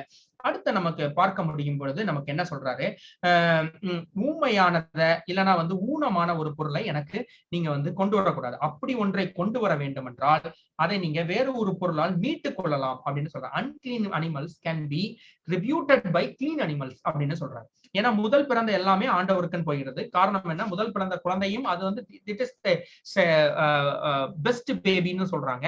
அதே மாதிரி அது ஃபர்ஸ்ட் பார்ன் எல்லாத்தையும் கடைசி வாதையில ஆண்டவர் கொள்ளுகின்றார். அதற்கு அடையாளமாக அவர்களை இங்க எடுக்கிறதை நமக்கு பார்க்க முடிகின்றது. அடுத்து என்ன சொல்றாரு, அதாவது வனாந்திரத்துல பீருண்டு போட்ட எதையும் நீ சாப்பிடக்கூடாதுங்க, செத்த எதையும் சாப்பிடக்கூடாது. அப்படின்னா என்ன காரணத்திற்காகனா, ஒண்ணு அதை வந்து ஒரு பீஸ்ட், அதை ஒரு அனிமல் கொண்டிருக்கும், அது அன்கிளீனா இருக்கும். அடுத்தது உன்னை கிழிச்சதுக்கு அப்புறமே அதுல உள்ள இருக்கக்கூடிய அந்த ரத்தம் வந்து லாக் ஆயிரும். ஆண்டவர் என்ன சொன்னாரு, நீ வெட்டி எல்லா ரத்தமும் வெளியே போனதுக்கு அப்புறம் தான் அந்த அனிமலை சாப்பிடணும்னு சொன்னாரு. அந்த ரத்தத்தை அப்படியே உள்ள வச்சு சேர்த்து சமைத்து சாப்பிடக்கூடாதுன்னு ஏற்கனவே சொன்னேன். ஏன்னா ரத்தம் என்பது உயிருக்கு சமானமா இருக்கிறதுன்னு நமக்கு சொல்லும் பொழுது லேவியராகமத்துல சொல்லிடுவாரு. அப்ப நீங்க என்ன ஆகுது அப்படின்னு பாத்தீங்கன்னா, இங்க அடுத்தது இந்த மாதிரி பீருண்டு போட்டதை சாப்பிடும் பொழுது நிறைய டிசீசஸ் வரும். இதெல்லாம் இவர்களுக்கு கோப் பண்ணக்கூடாதுங்கிறதுக்காக இந்த மாதிரி சொல்றதை பார்க்க முடியுது. 23வது அதிகாரம் நமக்கு வரும் பொழுது என்ன சொல்றாரு, இவர் இங்க வரும் பொழுது இங்க ஆக்சுவலா ஒரு கிட்டத்தட்ட ஒரு ப்ரமோட்டிங் ஜஸ்டிஸ் கிட்டத்தட்ட இங்க நடக்கக்கூடிய விஷயங்கள் எல்லாம் நம்ம பார்க்கும் பொழுது இங்க என்ன பண்றாரு, பீப்புள் வாய்ஸஸ் வச்சு நீங்க வந்து எதையும் டிட்டர்மைன் பண்ணக்கூடாது. இன்னைக்கு ஆக்சுவலா நம்ம என்ன சொல்றோம், டெமோக்ராட்டிக் கண்ட்ரில மக்கள் எதை கேட்கிறார்களோ அதை கொடுக்கணும். நியாயம் என்பது மக்கள் டிசைட் பண்றதா இருக்குது. அப்போ நிறைய பேர் ஒரு விஷயத்த சொன்னா அது விஷயம் சரியாக மாறிடும். நம்மகிட்ட ஒரு கொள்கை இருக்குது. கிறிஸ்தவர்களே நீங்க எடுத்துக்கோங்களேன், 21வது செஞ்சுரியில நம்ம இப்படி செஞ்சாதான் கரெக்டா இருக்கும் அப்படின்னு சொல்லி நம்ம ஒரு விஷயத்த நம்ம சொல்லி வச்சுக்கிறோம். அப்படி சொல்லி வச்சுட்டு இதுதான் சரின்னு சொல்றோம்ல, அப்ப நிறைய பேர் ஒரு விஷயத்த சரி என்று சொன்னால் அது சரி என்று வைத்திருக்கக்கூடிய ஒரு எண்ணம் தவறு என்று சொல்கின்றார். மக்களுக்கு நியாயாதிபதிகள் என்ன சொல்லுகின்றார்களோ, அதுவும் அந்த பேசிஸ் ஆஃப் திஸ் லா என்ன சொல்லப்பட்டிருக்கிறதோ அதுதான் சரி, அவர்களா முடிவெடுக்கக்கூடியது சரியாக அமையாது அப்படிங்கிறாரு. அதாவது too many people when they propose one thing it cannot be right, அப்படி கொண்டு வர முடியாது அப்படிங்கறத நமக்கு பார்க்க முடிகிறது. ஃபால்ஸ் விட்னஸ் செய்ய முடியாது. ஏன்னா மக்கள் பின்பற்றுவது ரொம்ப அதிகமா இருந்துச்சு. ஒரு மனிதன் கடவுளை பின்பற்றை காட்டணும், மக்களை பின்பற்றாங்க. ஏன் ஆதாம் எடுத்துக்கோங்க, ஆண்டவர் சொல்றதை காட்டணும், ஏவாளை பின்பற்றுறது ஈஸியா இருந்துச்சு. சோ வாய்ஸ் ஆஃப் த பீப்புள்ங்கிறது ஒரு பெரிய விஷயம். ஏன்னா மக்கள் எல்லாரும் கொன்று போட்டுவார்களோ என்ற பயத்துல இவர்களை பின்பற்றி விடக்கூடாதுங்கிறதுக்காக ஜட்ஜஸுக்கு எந்த மிரட்டலையும் நீ பார்க்க கூடாது, you should see only the commandments அப்படின்னு சொல்றதை நமக்கு பார்க்க முடிகின்றது. அடுத்தது 4-9 வசனங்கள் நமக்கு ப்ரமோட் பண்றது என்னன்னு பாத்தீங்கன்னா, இந்த ரைச்சியஸ் கான்டக்ட் அங்க இருக்கணும் அப்படின்னு ப்ரமோட் பண்றதை நமக்கு பார்க்க முடிகின்றது. ஆக்சுவலா மத்த கல்ச்சர்ஸ்ல எல்லாம் எப்படி இருந்துச்சு அப்படின்னு நீங்க பாத்தீங்கன்னா, ஒரு எனிமி இருக்கிறாருன்னா அந்த எனிமியை வந்து அவர்கள் முழுமையாக ஒரு எனிமியாக பார்த்தார்கள். ஒரு விரோதியை அவர்கள் விரோதியாகவே தள்ளியே வைத்திருக்கக்கூடிய ஒரு விஷயத்தை நமக்கு பார்க்க முடியும். ஆனா இந்த கல்ச்சர்ல மட்டும் என்ன சொன்னாரு, நீங்க ஒரு எனிமி உனக்கு எனிமி கிடையாது. அதாவது உன்னுடைய எனிமியோடைய ஒரு விஷயம் உனக்கு பிடிக்கல, அந்த விஷயத்திற்கு நீ எதிரியாக இருக்கலாம். ஆனா அதே நேரத்துல அவனுடைய எல்லா காரியத்துக்கும் எதிரியாக இருக்க முடியாது அப்படின்னு சொல்றத பார்க்க முடியாது. அவனுடைய ஒரு கழுதையோ குதிரையோ தொலைந்து போதுன்னா அதுக்கு நீ வந்து அதுக்காக சும்மா விடக்கூடாது. அதை உனக்கு கண்டுபிடிச்சனா நீ அவன்கிட்ட கொண்டு போய் கொடுக்கணும் அப்படின்னு சொல்றத நமக்கு பார்க்க முடிகின்றது. இங்க ஸ்லேவரிங்கிறதோ இங்க ஒரு விரோதிங்கிறதோ இந்த கட்டமைப்புல இல்லாத ஒரு சூழ்நிலையை நமக்கு பார்க்க முடிகின்றது. இந்த கட்டமைப்புல விரோதி, ஸ்லேவ், இந்த மாதிரி பெரியவன், ரிச்சு, புவர், இவன் வந்து வெளிநாட்டுக்காரன் அப்படின்லாம் கிடையாது. நோ பிரைபரி இங்க இல்லாத ஒரு சூழ்நிலையை நமக்கு பார்க்க முடிகின்றது. நீங்க ஒரு ஸ்ட்ரேஞ்சரையும் ப்ரொடெக்ட் பண்ணணும், அதுதான் இங்க முக்கியமானது.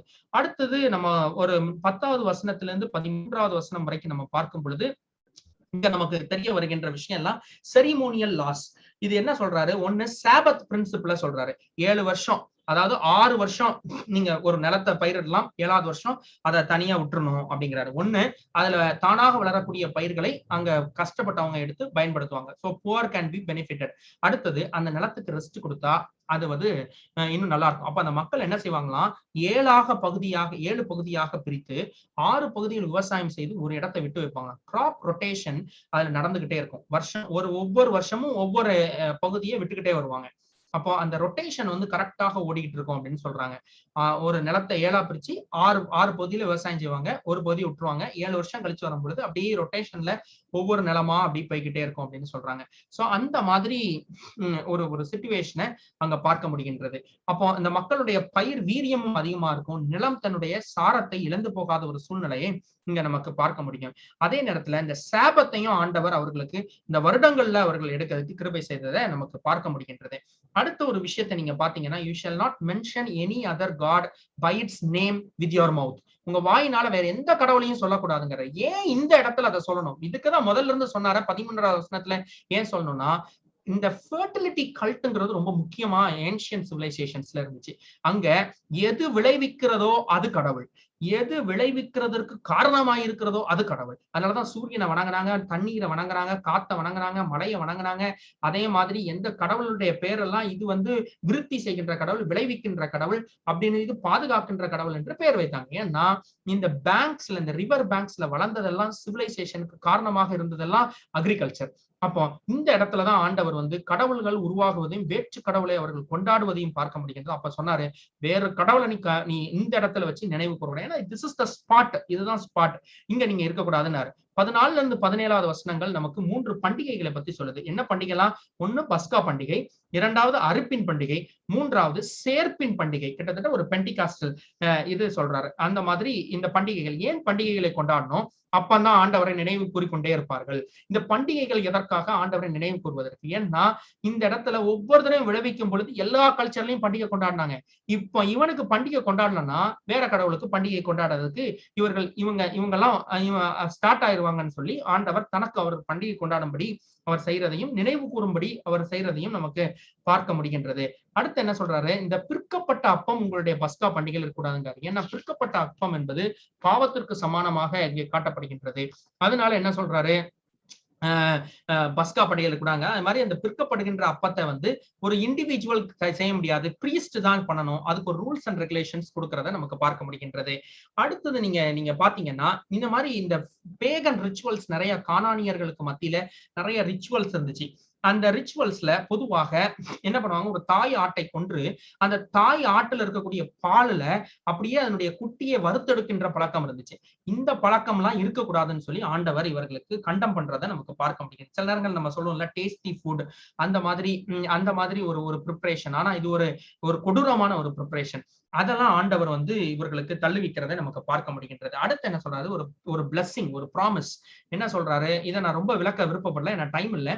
என்னன்னா இதெல்லாம் கடைபிடிக்கிறவர்களுக்கு ஆண்டவர் ஒரு தூதரை கொண்டு அங்கே அவர்களை காப்பாற்றுவதை நமக்கு பார்க்க முடியும். இப்போ நமக்கு இயேசு கிறிஸ்துவையே ஆண்டவருடைய அந்த ட்ரினிட்டேரியன் God has sent the one form of God Jesus to us as an angel. கிட்டத்தட்ட அப்ப அந்த மாதிரி ஆண்டவர் நம்மை காப்பாற்றி இருக்கிறார். அன்றைக்கு ஆண்டவர் சொன்னார், உங்களை நாங்க வந்து மெசஞ்சர்ஸ் மூலமா காப்பாற்றுவேன் அப்படின்னு சொல்றதை நமக்கு பார்க்க முடியும். 22ல இருந்து 28வது வசனம் வரைக்கும் நமக்கு சொல்லும் பொழுது நீங்க ஆக்சுவலா நீங்க பாத்தீங்கன்னா இவர்களுக்கு என்ன சொன்னாரு? Obedience is equal to blessing. நீங்க ஒபீடியன்டா இருந்தீங்கன்னா பிளஸிங், டிஸ்ஒபீடியன்ஸ் இஸ் அ கர்ஸ். அதான் இதனுடைய ஜிஸ்ட். பொதுவாக என்ன சொன்னாரு? அங்க யாரெல்லாம் இருப்பான்? அமோரியர்கள், ஏவியர்கள், எபூசியர்கள், இவங்க எல்லாம் இருப்பாங்க. இவர்களுக்கு மத்தியில நான் உன்னை ஆசீர்வதிப்பேன்.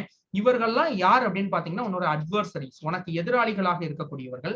ஆனால் இவர்கள் மத்தியில உன்னை ஆசீர்வதிப்பேன். ஆனா இது என்ன சொன்னாரு? ஒபீடியன்ஸ் தான் முக்கியமானதுங்கிறத சொன்னாரு. இப்போ ஆண்டவர் என்ன சொல்றாரு?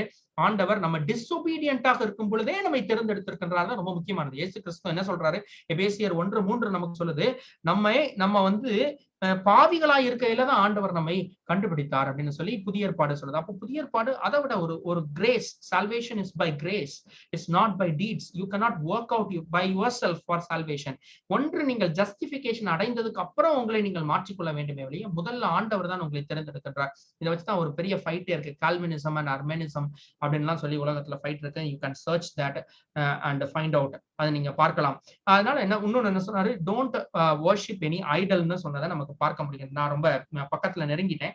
அடுத்து இந்த மக்களை எப்படி துரத்துனாரு அப்படின்னு நீங்க பாத்தீங்க அப்படின்னா 27ல இருந்து 30 வரைக்கும் நம்ம பார்க்கும் பொழுது அவர்களை ஆண்டவர் 4 விதத்துல பண்றாரு. ஒண்ணு, சூப்பர் நேச்சுரல் ஃபியர் ஒண்ணு கொடுப்பேன் அப்படின்னு சொல்றாரு. இரண்டாவது, நேச்சுரல் சிச்சுவேஷன்ஸ் அவருக்கு எதிராக நான் மாற்றுவேன் அப்படிங்கிறாரு. மூன்றாவது எப்படி பண்றாருன்னா, அவங்களை முழுமையாக அழிக்க மாட்டேன், உங்கள் மத்தியில இருந்து நீங்கள் வளருகிறதை அவர்கள் பார்த்து அழிவார்கள்ங்கிறார். நாலாவது என்ன சொல்றாரு? அவர்கள் உங்களை எப்படியும் முழுமையாக அவர்களால் அழிக்க முடியாது, நீங்கள் வளர்கிறீர்கள் அப்படின்னு அவர் சொல்றதை நமக்கு பார்க்க முடிகின்றது. இது நம்ம நிறைய இடங்கள்ல நம்ம பார்க்கலாம். வேதாகமத்துல நீங்க பாத்தீங்கன்னா யோசுவா 24:12 நமக்கு சொல்லுது, குளவிகளை கொண்டு 2 ராஜாக்களை அவர் துரத்துகிறதே. இது ஆக்சுவலா வந்து அமோரிய ராஜாக்களை துரத்துகிறதை நமக்கு பார்க்க முடிகின்றது. நம்ம எல்லாம் என்ன நினைப்போம்? ஒரு எதிரினா ஒரேடியாக ஆண்டவர் அழித்து விட வேண்டும் நினைப்போம். ஆனா ஆண்டவர் ஒரேடியாக அழிக்கிறவர் அல்ல. நாம் அவர்கள் முன்னாடி வளருவதை அவர்கள் பார்க்கும்படி வைக்கின்ற ஆண்டவராக அவர் இருக்கிறத நமக்கு நிறைய நேரங்கள்ல பார்க்க முடியும். God blasts us with blessing. ஆனா அதே நேரத்துல he is drop by drop in vanishing us. நம்ம செய்யற தவறுகளுக்கு கொஞ்சம் கொஞ்சமா தான் அவர் வந்து தருணங்கள் கொடுத்து கடைசியில் அளிப்பாரு. ஆனா அதே நேரத்துல when he is giving us blessings, he is blasting everything and providing huge amount of blessing on us. அதை நம்ம ரொம்ப முக்கியமாக நம்ம பார்க்க வேண்டும்.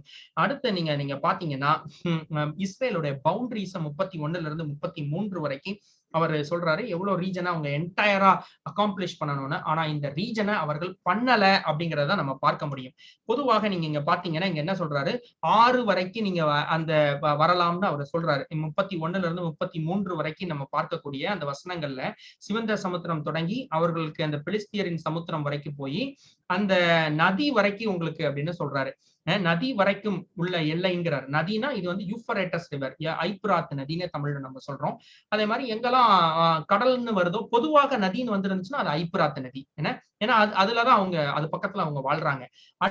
அடுத்தது நீங்க எங்கெல்லாம் கடல்னு வருதோ அதெல்லாம் மெடிட்டரேனியன் சி. இப்ப செங்கடல்னா செங்கடல்னு கொடுத்திருப்பாங்க. தனியா கடல்னு கொடுத்திருந்தா அது மத்திய தரைக்கடல் என்று நீங்க அர்த்தம் கொள்ள வேண்டும். பழைய ஏற்பாடு முழுக்க நீங்க இந்த ஒரு டூல மைண்ட்ல வச்சு நீங்க இதை படிச்சுக்கலாம். அடுத்த என்ன சொல்றாரு ஆண்டவர் அப்படின்னு நீங்க பாத்தீங்கன்னா, நீங்க உங்களுடைய ரிசோர்சஸ் ஆண்டவர் விருத்திக்க பண்ணுவார். அவர் அதை இது பண்ண மாட்டார். இன்னும் ஒரு விஷயத்த ஆண்டவர் சொல்றாரு, அங்க போயிருக்கக்கூடிய மக்களோட you should not do any covenant, உடன்படிக்கை செய்யாதிருப்பாங்க. ஏன் உடன்படிக்கை பண்ணக்கூடாது? எல்லாரையும் நான் நேசிக்கணும்னு ஆண்டவர் சொல்றாரு, யாரையும் நான் வெறுக்க கூடாதுன்னு சொல்றேன். ஏன் உடன்படிக்கை பண்ணக்கூடாதுன்னா என்ன வரும்? உன்னுடைய பொருள் அவங்களுடைய பொருள் நம்ம இன்னைக்கு வாங்குவோம், நம்முடைய பொருள் அவங்களுக்கு கொடுப்போம். அவங்களுடைய எருது இன்னைக்கு வாங்குவோம், நம்மளுடைய எருதை இன்னைக்கு கொடுப்போம். நாளைக்கு அவங்களுடைய மகளை நம்ம வாங்குவோம், நம்மளுடைய மகளை அவங்களுக்கு கொடுப்போம். அப்போ கடைசியில எப்படி ஆகுதுன்னா அவங்களுடைய கடவுளை நம்ம வாங்கி விடுவோம். அப்போ your things are my things, your properties are my properties, at last your God is my காடுங்கிற ஒரு அக்ரிமெண்ட்டுக்கு வந்துடும். இததான் சாலமோன் பண்ணாரு. ஆக்சுவலா எல்லாரையும் திருமணம் பண்ணாரு. திருமணம் பண்ணும்போதெல்லாம் எல்லா கடவுளுடைய பிராக்டிஸையும் அவரும் எடுத்துக்கொண்டார். கடைசியில் அவர் செஞ்ச தப்பு அதுதான். இந்த என்டையர் லேண்ட் இங்க கொடுக்கப்பட்டிருக்கக்கூடிய இந்த லேண்ட் 31வது அதிகாரத்துல கொடுக்கப்பட்டிருக்க லேண்ட் அவங்க கடைசி வரைக்கும் முழுமையாக அவங்க எடுக்கவே இல்லைங்க. 2 இடத்துல ரொம்ப நெருங்கி வந்தாங்க. ஒண்ணு சாலமோன் காலகட்டம், இன்னொன்னு தாவீதின் காலகட்டம். இந்த 2 காலகட்டத்திலையும் நெருங்கி வந்தாங்களே வழியே முழுமையாக இதை கான்கோர் பண்ணதுக்கு அவர்களுக்கு இயலாமையே போய்விட்டது. அடுத்தது நீங்க வந்து பாத்தீங்க அப்படின்னா 24வது வசனத்துல இது ஆக்சுவலா மோசேக்கு ஒரு தனி ப்ரிவிலேஜ் கொடுக்காரு. யாரும் அவர்கிட்ட ஏறி வர முடியாது. But Moses alone is having that privilege. அதை தனியாக அவரை மட்டும் அவர் கூட்டிக் கொண்டு போறதை நமக்கு பார்க்க முடிகின்றது. இது என்னன்னா வேற யாரும் ஓவர் கான்பிடன்ஸ் எடுத்து இதை செய்ய முடியாது. அடுத்தது என்ன சொல்றாரு, இந்த கவனன்ட்ட it is a personal agreement with God சொல்லி அதை எழுதி மோசே இவர்களுக்கு முன்பதாக வாசிக்கிறதை பார்க்க முடிகின்றது. இதுல சொல்லுது மோசஸ் இஸ் த ஆத்தர்னு சொல்லி நான் முதல் நாள் சில தியரிஸ் சொன்னேன். சோ நீங்க அதை தெரிஞ்சுக்கோங்க. நிறைய இடங்கள்ல ஆண்டவர் வந்து எழுதுங்கன்னு சொன்னாரு. ஆபஹூக்ல சொல்லியிருக்காரு, 2:2ல சொல்றாரு நீங்க அதை ஒரு கிளே பிளேட்ல எழுதி வைங்கன்னு சொல்லி ஆபஹூக்ல சொல்லியிருப்பாரு. அந்த மாதிரி சொல்றதை நமக்கு பார்க்க முடிகின்றது. ஆக்சுவலா நீங்க நம்மளும் சில நேரங்கள்ல செய்ய வேண்டியது இருக்கு. வேதாகமம் படிக்கும் பொழுது ஏதோ கடமைக்கு படித்துட்டு போகிறவர்களாக அல்ல, ஒரு பேனாவும் ஒரு பென்சிலும் எடுத்து ஒரு பேப்பர் ஒரு நோட் எல்லாம் எடுத்து அதை நம்ம எழுத வேண்டிய கடமைப்பட்டிருக்கோம். ஏன்னா ஆண்டவர் அதை எழுதி வைக்கிறதற்கு இவர்களுக்கு பழக்கப்படுத்தினார். அடுத்தது நீங்க வந்து பாத்தீங்கன்னா நிறைய யங்ஸ்டர்ஸ் இவர்கள் சூஸ் பண்றாங்க. ஒண்ணு இந்த செய்யறதற்கான இந்த யங்ஸ்டர்ஸ் ஆல்டர் கட்டுறதுக்கு இதெல்லாம் சூஸ் பண்றதுக்கு காரணம் they are natural warriors. அடுத்தது they are strong. அடுத்தது நம்ம பார்க்கும் பொழுது இவங்க எல்லாரும் ரொம்ப ஒபீடியன்டாக இருக்கிறதுக்கு ஆண்டவர் ட்ரெயின் பண்றாரு. ஒரு புக் ஆஃப் கவனன்ட் கொடுக்குறாரு. இன்னைக்கு இந்த பைபிள் இருக்குது, this is the biggest book. இந்த புக்கை நமக்கு ஆண்டவர் கொடுத்திருக்கின்றார். அடுத்து என்ன பண்றாரு பாருங்க, மோசஸ் ஸ்பிரிங்கிள்ஸ் தி பிளட். என்ன பண்றாரு, பாதி பிளட் ஆல்டர்லையும் பாதி பிளட் இந்த மக்கள் மேல அவர் தெளிக்கிறத நமக்கு பார்க்க முடிகின்றது. இது நமக்கு ஒரு முக்கியமான ஒரு விஷயமா இருக்கு. இன்னைக்கு ஆக்சுவலா என்ன இருக்குது பாருங்க, ஆண்டவர் அவருடைய ரத்தத்தை நம்ம மேல் தெளித்திருக்கார். நான் அன்னைக்கே சொன்னேன், 2000 வருடத்துக்கு முன்பதாக இறந்த ஆண்டவர் இன்றைக்கு நம்ம மேல் ரத்தம் தெளிக்க முடியுமானா தெளிக்க முடியும். ஏன்னா God's time frame is different from our time frame. அந்த மாதிரி ஒரு சூழ்நிலையை ஜீசஸ் கிரைஸ்ட் மூலமா நமக்கு கிடைத்திருக்கிறோம். ஆண்டவர் அப்ப என்ன நினைக்கிறாரு, வேர்ட்ஸை நீங்க எழுதுங்க, அதை படிங்க, அந்த அவரை ஏற்றுக்கொள்ளுங்க.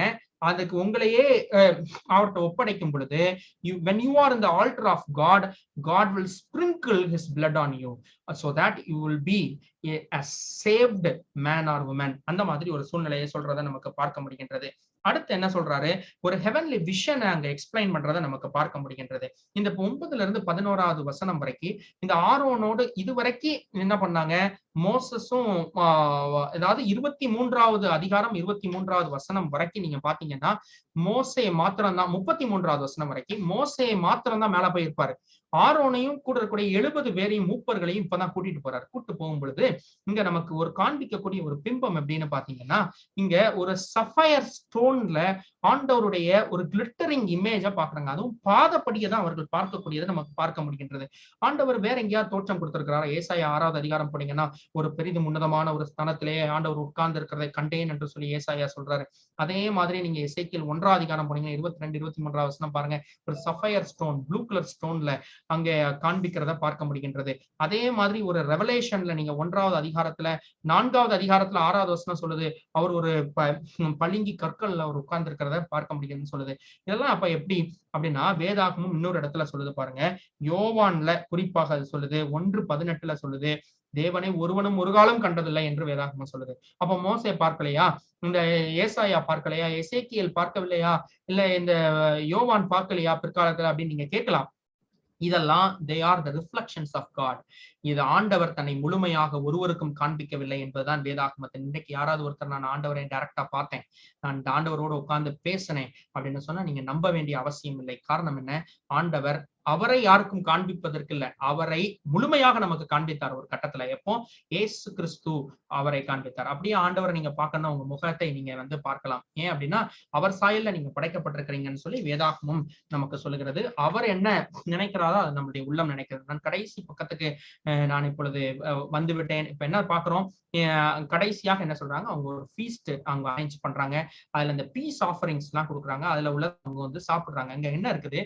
அவர்கள் புசித்து குடித்தார்கள்னு நீங்க அங்க போய் அந்த ஆக்களை அவங்க குடிச்சு வெறிச்சு போய் இருந்தாங்கன்னு நினைக்காதீங்க. அவர்கள் புசித்து குடித்தார்கள்னா அவங்க அங்க போய் அந்த ஃபீஸ்டை பொதுவாக அவர்கள் அந்த பீஸ் ஆஃபரிங் சமாதான பலிகள் செய்யும் பொழுது அதை சாப்பிடுகின்ற வழக்கம் உண்டு. அங்க அவர்கள் சாப்பிட்டு இருக்கிறார்கள். 12 to 18 வரைக்கும் இருக்கக்கூடிய வசனங்கள் நமக்கு என்ன சொல்லுது அப்படின்னு நீங்க பாத்தீங்கன்னா, அங்கே அவர் யோசுவாவையும் கூட்டிட்டு உள்ள போறார். எப்படி பாத்தீங்கன்னா, இப்ப மக்கள் எல்லாம் இந்த மவுண்டனுக்கு கீழே நிக்கிறாங்க. ஆரோனும் அந்த மூப்பர்களும் ஆண்டவரை போய் சந்திச்சுட்டு பாதி வழியில பாதி மவுண்டன்ல இறங்கிட்டு இருக்கிறாங்க. யோசுவாவையும் மோசையும் மேல கூட்டு போறார். யோசுவா ஒரு பாதி வழியில போய் விட்டுட்டு மோசை மட்டும் ஆண்டவரோட ஒரு சீக்ரெட் பிளேஸ்ல தனியா போய் பேச போறார். இதுதான் அங்க நமக்கு காண்பிக்கக்கூடிய அந்த வசனங்களினுடைய ஒரு மேலோட்டமான கண்ணோட்டம். இதுல மோசை எப்படி யோசுவா எப்படி குறிக்கப்பட்டிருக்குதுன்னா, யோசுவா மோசையினுடைய ஊழியக்காரனாக யோசுவா இருக்கார். அதே இதை நீங்க போய் அப்படியே யோசுவாவின் புத்தகம் 1ஆம் அதிகாரம் திருப்பி பாருங்க. எப்படி ஆரம்பிக்குது பாருங்க. மோசையினுடைய ஊழியக்காரனாக யோசுவாவின் வசனங்கள்னு ஆரம்பிக்கும். கடைசி அதிகாரம் யோசுவாக்கு போங்க, முடிக்கும் போது எப்படி பாருங்க, தேவனுடைய ஊழியக்காரனாகிய யோசுவான்னு இருக்கு. சில நேரங்கள்ல சிலர்கிட்ட உட்கார்ந்து நம்ம கத்துக்க வேண்டிய விஷயங்கள் நிறைய விஷயங்கள் இருக்குது. சிலருக்கு நம்ம ஊழியக்காரர்களாக இருக்கிறதும் நமக்கு தேவையான ஒன்றாக காணப்படுகின்றது. அதனாலதான் நீங்க பிரீஸ்ட் குட்ல இன்னைக்கு வரைக்கும் பாத்தீங்கன்னா, கொஞ்ச நாள் அவங்க வந்து பிரீஸ்டாக ஆகாம ஒரு ஆர்டினேஷன் வாங்குறதுக்கு முன்னாடி ஒரு சர்வீஸ் தேவைன்னு சொல்றாங்க. அதுக்கு காரணம் இது ஒரு முக்கியமான விஷயம். தேவனுடைய மனிதர்கள்ட்ட நம்ம உட்கார்ந்து அமர்ந்து கத்துக்கொள்ள வேண்டிய ஒரு விஷயம் நமக்கு இருக்கிறது. அப்புறம் பின்னாடி என்ன நடக்குது பாருங்க. ஆண்டவருடைய பிரசனத்தை ஒளியாக மக்கள் காண்பதுக்காக நமக்கு காண்கிறத பார்க்க முடிகின்றது. அது ஆக்சுவலா என்ன சொல்றாங்க, இந்த மவுண்ட் சீனாய்க்கு மேல காட் டுவெல்ட் இன் மவுண்ட் சீனாய். அததான் நீங்க நம்ம ஹீப்ரூல பார்க்கும்போது ஷக்கீனா என்று சொல்லப்படுகிறது. அது எப்படின்னா, ஆண்டவர் வந்து he settled, he was like the biggest என்ன சொல்றது லைட் சோர்ஸ். அந்த இடத்துல ஒரு இது மாதிரி அங்க காணப்படுகின்றது. அத நீங்க யோவான் 1ஆம் அதிகாரம் 14வது வசனமும் நீங்க ஓல்டு கிரீக் வெர்ஷன்ல அதை சொல்லும் பொழுது சாக்கன் என்ற ஒரு வார்த்தையை கொய்னே கிரீக்ல அதுல குறிப்பிட்டிருக்கிறார்கள். அப்போ காட் வாஸ் லைட்னு அவங்க சொல்றாங்க இல்லையா, அந்த light he showed that light to the sister lights in the Mount Sinai. அதை நமக்கு இங்க பார்க்க முடிகின்றது. அடுத்தது நீங்க பார்க்கும் பொழுது இந்த எண்ட்ல ஆக்சுவலா என்ன பண்றாரு பாருங்க. ஆண்டவர் நம்மை எல்லாரையும் வெளியே அந்த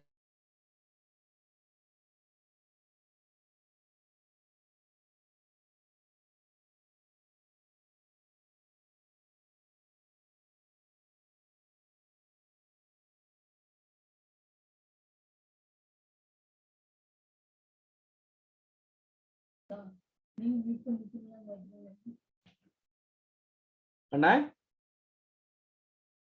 நெட்வொர்க் ப்ராப்ளம் நினைக்கிறேன், கொஞ்சம் வெயிட் பண்ணலாம். நம்ம பேட்டரி இதா இருக்கும்னு நினைக்கிறேன் லேப்டாப்ல. ஓ சரி சரி.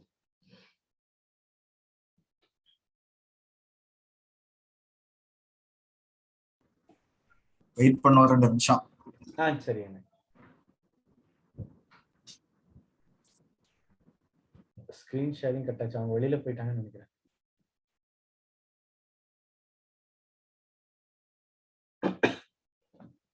அம்மா கம்ப்ளீட்டா இல்லையே.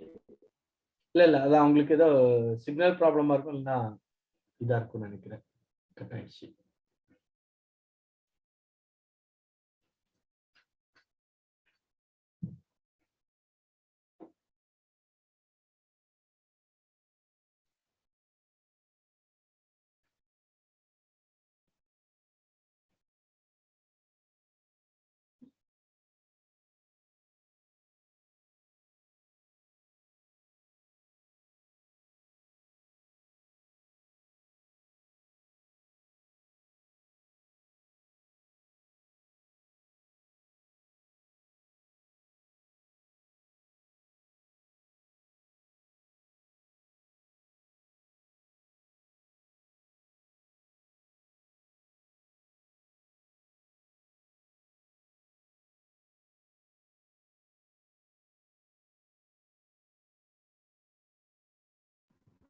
இன்டர்நெட் கட் ஆயிடுச்சான். மொபைல்ல ஒரு 2 மினிட்ஸ்ல ஜாயின் பண்ணிட்டு இருக்காப்ல. ஜாயின் பண்ணிடுவாப்ல. ஒரு 2 மினிட்ஸ் வெயிட் பண்ணுவோம். ஓகேண்ணா, ஓகே ஓகே.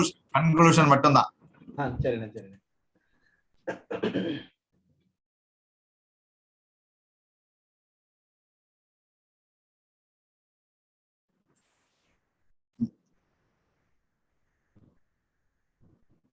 தம்பி ஜேக்கப் அவங்க ஜாயின் பண்ணட்டும். நீங்க எல்லாருக்கும் ஒரு தேங்க் பண்ணிருங்க.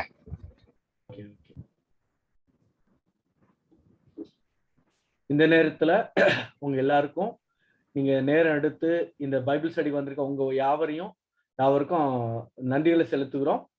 அதே நேரத்துல நமக்கு இந்த வேத பகுதியை ரொம்ப அழகா டீச் பண்ற டாக்டர் அபியா அவங்களுக்கும் நாங்க நன்றிகளை தெரிவித்துக் கொள்கிறோம். இந்த காரியங்கள்ல வந்து நம்ம கற்றுக்கிறோடு மாத்திரம் நம்ம வீட்டுல அதை மறுபடியும் ரிவைஸ் பண்றப்ப இன்னும் அதனுடைய ஆழங்களை புரிந்து கொள்கிறதுக்கு நமக்கு உதவியாக இருக்கும். Now over to Dr. Abia Chalia.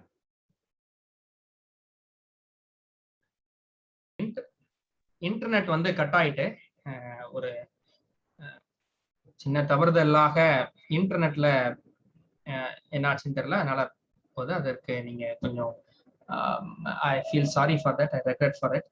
நான் முடிக்கக்கூடிய தருவாயில நான் வந்தேன். எதுல நான் விட்டேனுங்கிறது எனக்கு தெரியல. ஆக்சுவலா நான் சொல்லி விடுகின்றேன். ஒரு 2 நிமிஷத்துல நான் கரெக்டா முடிச்சிருவேன்.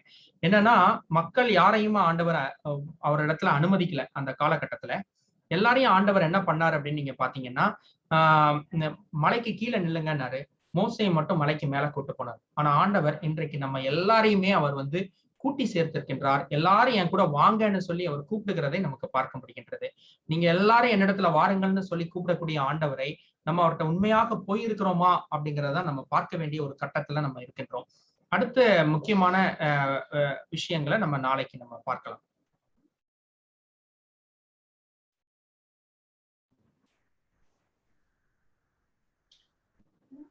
தேங்க்யூ அண்ணா. தேங்க்யூ அண்ணா. உங்களுக்கு யாருக்கும் டவுட் கேட்கணும், சந்தேகங்கள் இருக்கும் அப்படி கேட்கலாம் அப்படின்னா ஜெபத்துக்கு அப்புறம் நீங்க எங்களோட கனெக்டா இருந்து டாக்டர் அபியா அவங்க கிட்ட நீங்க கேட்கலாம். இப்ப நம்ம இந்த கூடுகைய முடித்து தரும்படியா ஜெபத்துக்குள்ள நம்மள திரு பாலு அண்ணன் ஊட்டியில இருக்கிற எஸ்யூ ஸ்டாஃப் வந்து ஜெபம் பண்ணி முடித்து தருவாங்க. பாலு அண்ணன் அண்ணா அன்மியூட் பண்ணிக்கங்கண்ணே. காந்தி அன்மியூட் பண்ண முடியுமா? பெர்மிஷன் கொடுத்திருக்கீங்களா எல்லாத்துக்கும்? இல்ல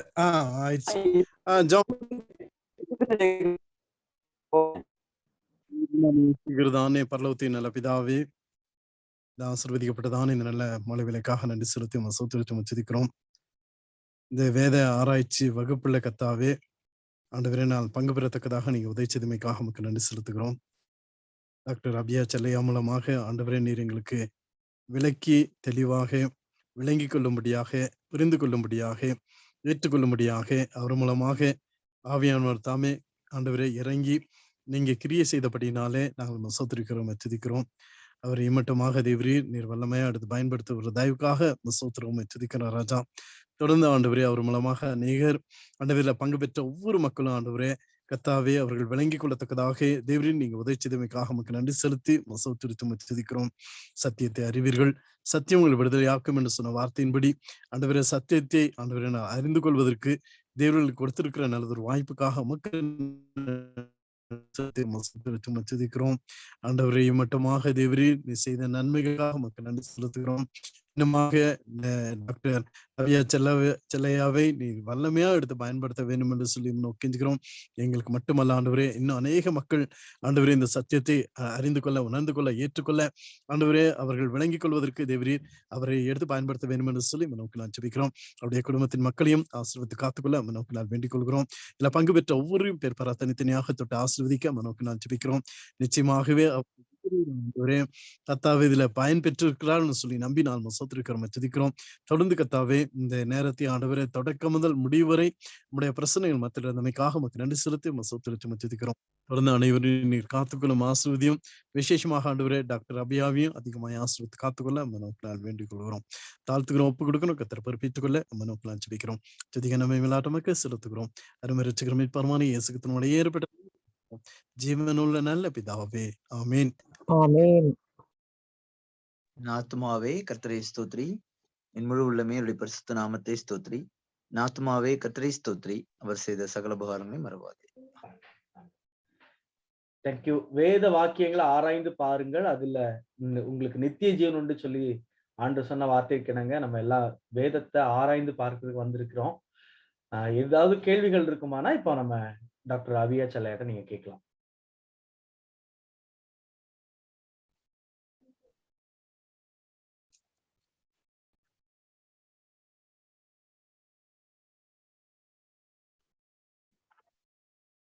எப்போ அப்லோட் பண்ணுவீங்க நீங்க யூடியூப் சேனல்ல? போன தடவை உள்ளதே இன்னும் அப்லோட் பண்ணல.